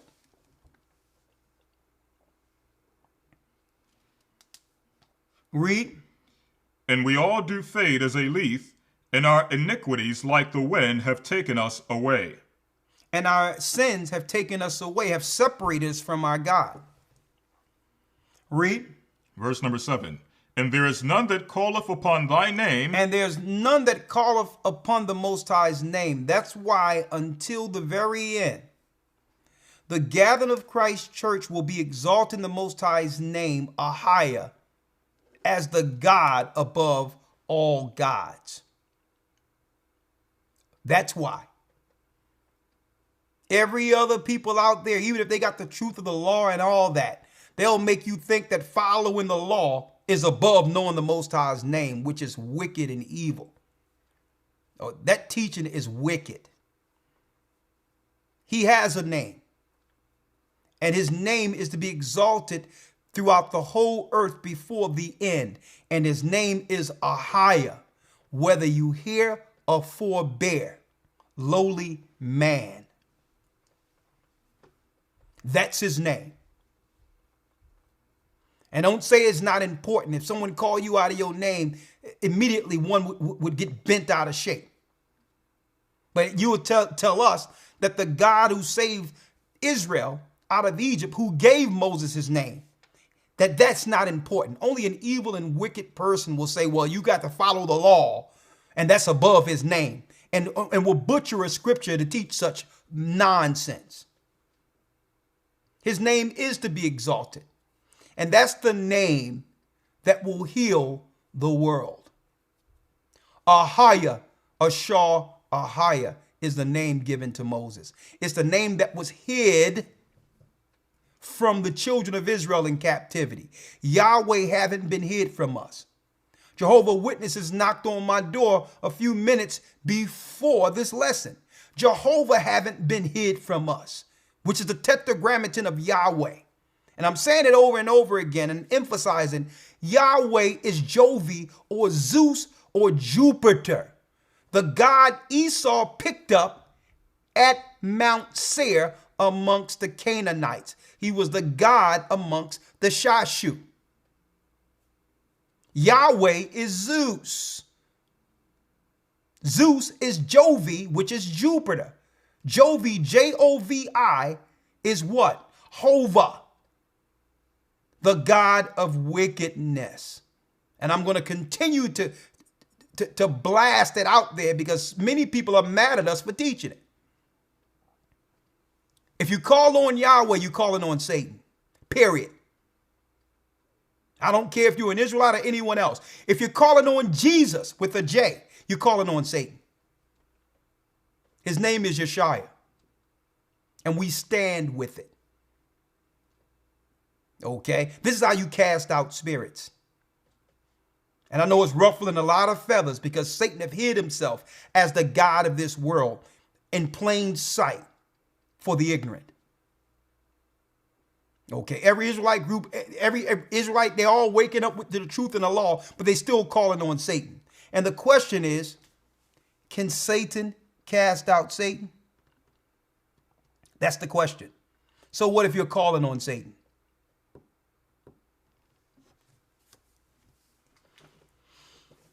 Let's finish reading. Verse 7. And there is none that calleth upon thy name that stirreth up himself to take hold of thee. For thou hast hid thy face from us, and hast consumed us because of our iniquities. Because of our sins, the Most High have separated himself from us. But through Christ's blood, an opportunity is given now. Last scripture. 1 Peter 5 and 6. I'm going to read this to the 10th verse. 1 Peter chapter 5, verse number 6. What must we do now? And it says, Humble yourselves therefore under the mighty hand of God, that he may exalt you in due time. Humble ourselves now under the mighty hand of AHAYAH, that he may exalt us in due time. Our time is near. We will soon stand as the people of promise on earth. The war is upon us. The Iranian war and what's going on in Israel is going to lead to total chaos and mayhem on earth, where all power will soon go back to Europe. There's a judgment coming to America. Okay? And the Most High says, humble yourselves under the mighty hand of God, that he may exalt us in due time. We will be exalted after the war, if we make it through this. But I'm going to tell you, the sinners of God's people who haven't repented during this time of grace will die in this war. Here's the grace period. The sinners who look at the Bible and say that they're not going to follow the law and claim that the law is done away with, or claim that you're under grace, that God knows my heart and all that. And if you're sinning in that day, your sins will be your accuser. And the whole deal is, when the war comes, the sinners are taken out first. The sinners will be taken out first. And the Most High has given us grace. We have done sins worthy of death, but still allowed his grace to live and repent and change. Is his grace enough? We'll find out, right? Humble yourselves, therefore, under the mighty hand of the Most High, that he may exalt us in due time. Read. Casting all your care upon him, for he careth for you. Because he do love us. He hate our actions, but he do love us. He care for us. But the question is, do we care for ourselves? Are we willing to weigh our activity with the laws of the Most High and change? That's the question. Read. Verse 8. Be sober. Be sober. Be vigilant. Vigilant. Because your adversary, the devil, as a roaring lion, walketh about seeking whom he may devour. Come on. Verse 9. Whom resisteth steadfast in the faith, knowing that the same afflictions are accomplished in your brethren that are in the world. Come on. But the Most High of all grace, who hath called us unto the eternal glory by Yeshua the Anointed, after that ye have suffered a while, make you perfect, establish, strengthen, settle you. And eventually he will settle us. Even though we suffered for a little while, it says he will make you perfect, he will establish and strengthen and settle us into our rightful positions according to prophecy. We are the children of the Most High, and we're back. But now it's time to come under the full fold and understanding of God's word. And each individual, it's time for you to get rid of the demon. Open your Bible, read the law, and compare your deeds with it. And if you see something wrong or adverse to what you're doing, that's contrary to your doings, that's in the law, you must now identify that action as a demon to cast out. These are your first steps. So when it says, Christ says, many works shall ye do, everyone is looking for this big miracle where someone is holding hands and just healing people and crutches are being thrown and wheelchairs are being thrown out and all that. You're looking for that type of miracle when the miracle is before you. The Bible says your teachers shall not be in corners anymore, that your eyes shall see your teachers.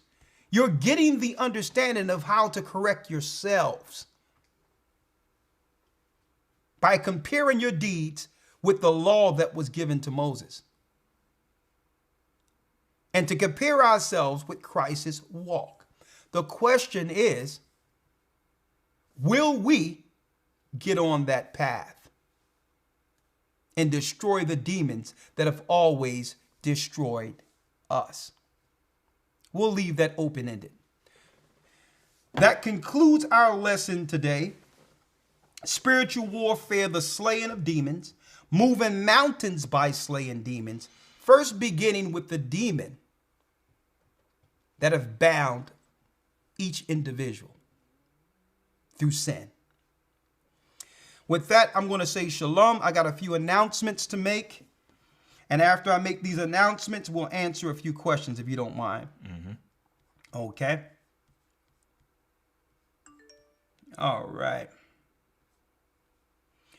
Okay, now I'm going to make these announcements real quick. I want to announce that our Hebrew and Bible Academy is experiencing its best year ever with brand new lessons we have coming. Okay. Timely news reporting based on what's going on in the Middle East right now. And the hot topic everyone is talking about is the lesson we taught on the curse between the man and the woman. We're going to be going into even more understanding of what that spirit is. That man and woman have to stop being enemies one of another and realize there's something, a whole nother matter that exists that's keeping us apart, that we must be cognitive of.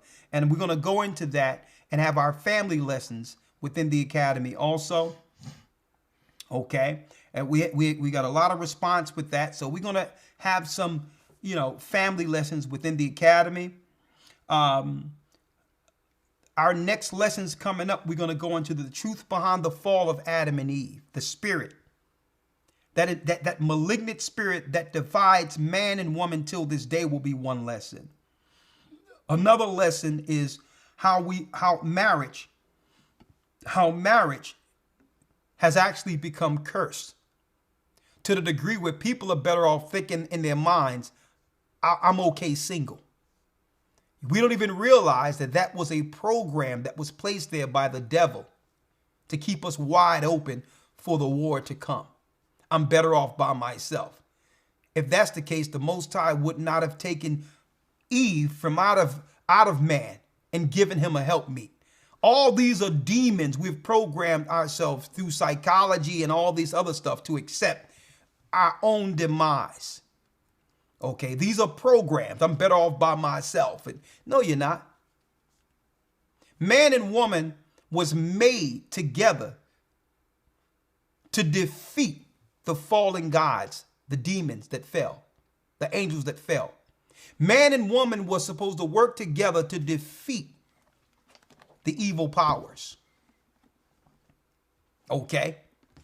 Woman was made to help man's dominion. His dominion is to rule in righteousness. So instead of the battle being against the evil ones, we was poisoned into fighting each other while the devil reigned free, laughing at either side. I'm going to be going into those lessons in the academy. And we have another new lesson I'm excited about. Mysteries of the UFOs and the Bible. Are we alone, and they have always been here? We're going to also go into Antarctica and Atlantis. and show you how we can bring all of that around full circle, that they know the Bible story concerning Noah's flood is true. What's really going on in Antarctica? Well, all of those things will be broken down in our academy to come. You don't want to miss it. Okay? Plus more groundbreaking information.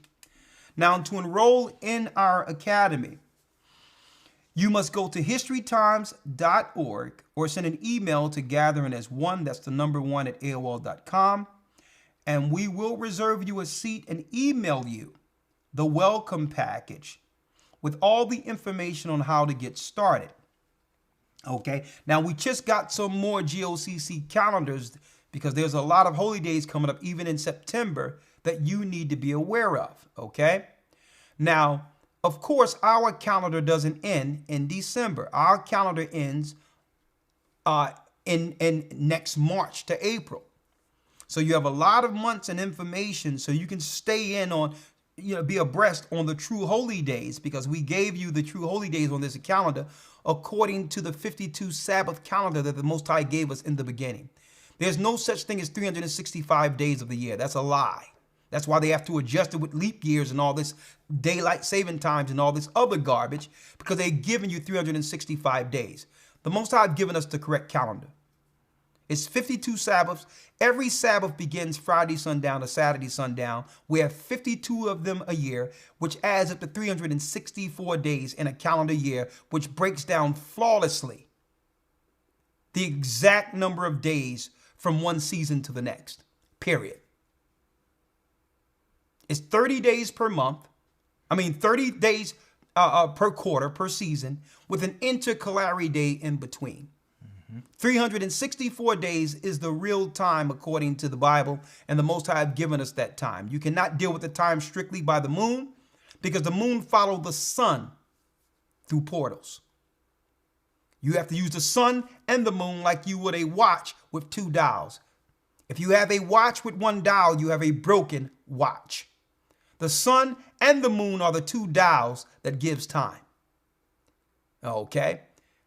And we've broken that down with this calendar. You have to get this calendar so you'll know exactly when the Sabbaths fall and when the holy days fall, because the majority, all the Jewish people are following is ancient Babylonian holy days that they named after biblical holy days. They're not really following the Passover. And a lot of our people have followed suit and began to follow the days peeking at the Jewish people's calendar when they're not really following the Passover either. So we have that calendar. If you would like to get that, you need to have that. It's a must-have in your arsenal of spiritual weaponry. You need your books, you need your calendar to know the times, and we got the scriptures written down how you can research and break down the times yourself. A matter of fact, tomorrow in the academy, I'll be teaching the secrets of the time. Now, I won't be teaching that next academy. I don't know, I may slip it in there. But I will be teaching the secrets of the time tomorrow and go over that for those who are in our academy. We're at week 11 now, right? Mm-hmm. Okay? So if you want the calendar, go to gatheringofchrist.org and click on calendar. Order your calendar so you can get on time concerning the Most High's holy days according to the word. Okay? Or you can go to historytimes.org to order the calendar too. historytimes.org. Also, I would like to admit that I Am Apparel, to announce that I Am Apparel continues to create new and exciting designs for both men and women, children. And you can stop by I Am Apparel today by visiting IamApparelStore.org. That's IamApparelStore.org. A matter of fact, the shirt I have on right now, this was made by I Am Apparel. Okay, so we're putting on our beautiful garments. We're making our own garments. And you know what? We have garments for men, women, and children, helping clothe the nation, helping clothe the world. So the proceeds and what you send will go towards us opening up more churches. I'm happy to announce that in Texas and Dallas, the beginning of July 1st, we have a brand new headquarters in Texas, Dallas. It has 2 buildings. It has schools in it, everything up in this building that will be ours for the full 7 days. It'll be our building, 7 days a week. So we'll be having functions and all that going on within our Dallas body. 2 separate buildings, something good for the children. We're going to have programs, plays, you name it there. And it's going to be a community, quote unquote, godsend. So thank you, Dallas, for holding on. And the reward and our transition between when the building was burned is what the Most High blessed us with. July 1st, we're opening up a new building there in Dallas. Okay. I would like to also say there's some guys running around in Israel who the Israeli government is using. Now, no one is really following these guys, but they're trying to get notarized by claiming they want to pray in the land, and they're trying to get recognition through the news in Israel to lure people amongst them, right? These guys are being used as bait to get brothers and sisters over there, okay? And believe it or not, you don't want to know what's going to happen at the end of those that are following these guys. Not too many people. Most people know that not to take these people seriously. But if the Israeli people are putting them on the news, these guys, even unbeknownst to themselves, will be used as bait. Okay? And who's leading them is a malcontent that used to be under Ben-Ami sickness over there in Dimona. So I'm saying, if y'all see this stuff, ignore it. Do not follow these people over there because they're just the bait the Israelis are dangling to get to your children. Okay? There's a lot of weird stuff going on over there in Dimona and over in Israel. We are not to go into the land and inhabit the land until the Messiah leads us into it. Period. So that's all I have to say about that. I wanted to warn people, go at your own risk. It's on you. If you want to go, don't call us about it. We have no affiliation with these guys at all. And I want to put it on public record right now. We have nothing to do with these guys. We don't really know them like that. Stay away from them. Okay? Just 2 more things on the side of gathering and upstarting different areas. Okay, go ahead. We're looking to have our first fellowship in Orlando, June 22nd. Okay, great. So we'll keep you updated with that information. Also, myself and Elder Gabar will be traveling to Tennessee the 28th, and we'll be there. Well, I'll be there to the 29th. I think Elder Gabar will be there a little bit longer, but we'll be there the 28th and 29th in Tennessee. So in Memphis, Tennessee in specific. So if you're interested, send an email to goccSouth@yahoo.com, and we'll try to keep you posted with the details. Exactly. And I wanted to put out there is because, yes, the Most High says we must flee Babylon, and of course we will. But eventually, we got to have a place during this awakening where brothers and sisters can transition. With all the word going out there, and there's a logjam of people that are waiting to be amongst the body, we just can't have them on the side without transitioning, learning what they have to do even on the outside of here. So while America is still here, we're going to have a place of gathering before the transition, before we begin to transition into other areas and continue the gospel beyond the borders of Babylon. I wanted to put that out there, okay? All right, so let's answer a few questions, and we'll wish you all Godspeed after that.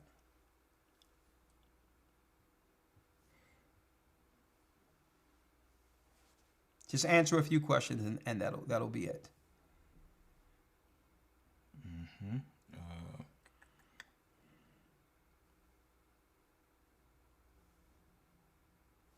Okay, someone asked right here, right? What that says here. Should I be baptized again since I was baptized as a Christian? The answer is absolutely yes. You were baptized under another spirit. The same as when John's disciples were baptized and they didn't understand what the Holy Spirit was. They came to those that were baptized under Christ or under Paul and was rebaptized actually. Under Peter's baptism, because they were baptized, but they didn't understand what this gift of the Holy Spirit was. Okay, so the answer is yes. If you were baptized as a Christian, you were baptized under Zeus. Okay, yes, you must be baptized again. And with that, the understanding of the law comes into play. Okay, What's the next question here? Cynthia Smith. You see it here? We'll answer one more, and then we'll have to break off from here. Where? I think it's down? Further up. Oh, okay. All right. We'll answer one more, then we'll wish you all Godspeed. You can always send an email to gatheringas1 at AOL. Where can I get a calendar? Go to historytimes.org and you can order there. It says Matthew 12 and 43 to 44. Why couldn't the unclean find a resting place where there's much wickedness and disobedience abroad in many? Is it because it is assigned specifically to go back to that person it came from? Okay, well, it's not saying that it never inhabited another spirit. It said it walked through dry places, but it wasn't comfortable. Right. It had comfort in that old body it was used to. So what happens is the spirit, and that is a good question. What happens is the spirit will watch you for a while and see that you're clean and all that and just go back out in dry places again. But ever so often, it'll come back and check on you to see if there's entry. Okay? And if they see you in a down moment, that's when it'll enter and bring others with it, you know, because it's more comfortable with your body.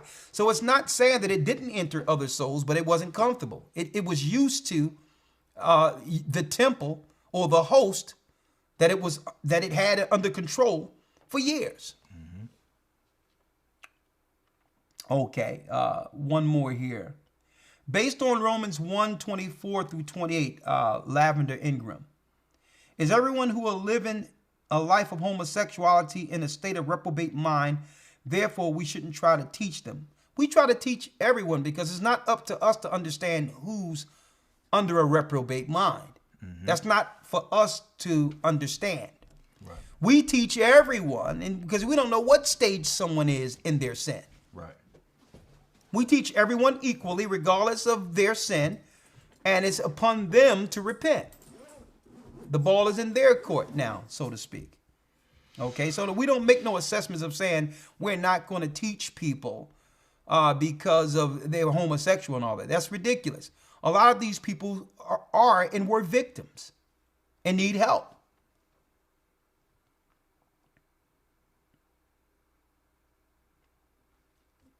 Okay.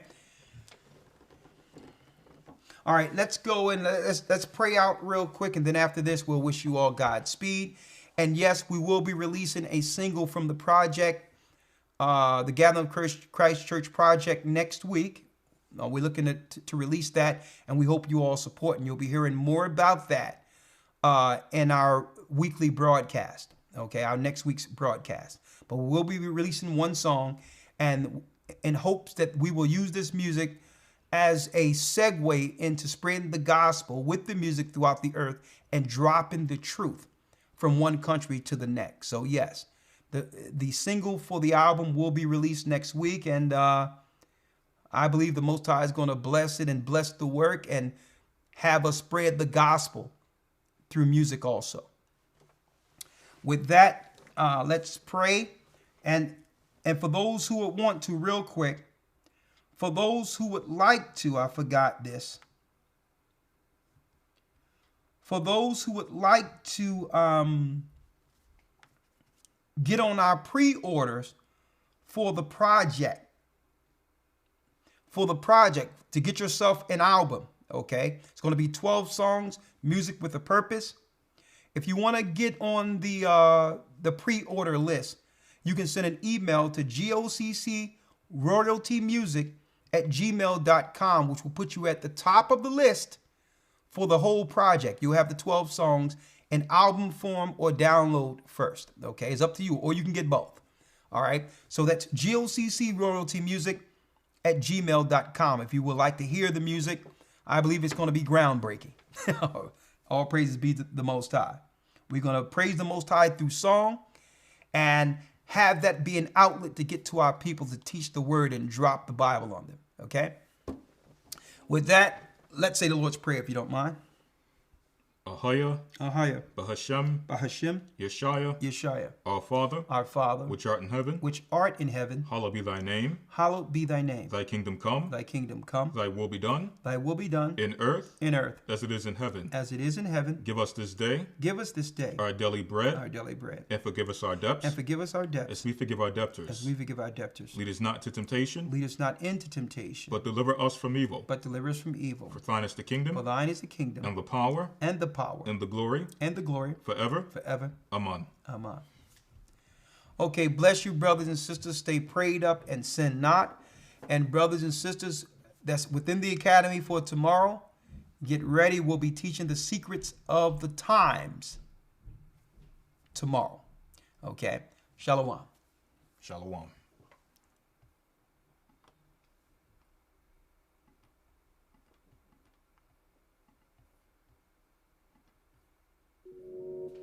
Water. Yes, sir. Are you seeking to strengthen your biblical foundation? Join us in the Hebrew Bible Academy, where we offer 12 weeks of in-depth learning in a structured environment. Receive real-time news from Brother Shapat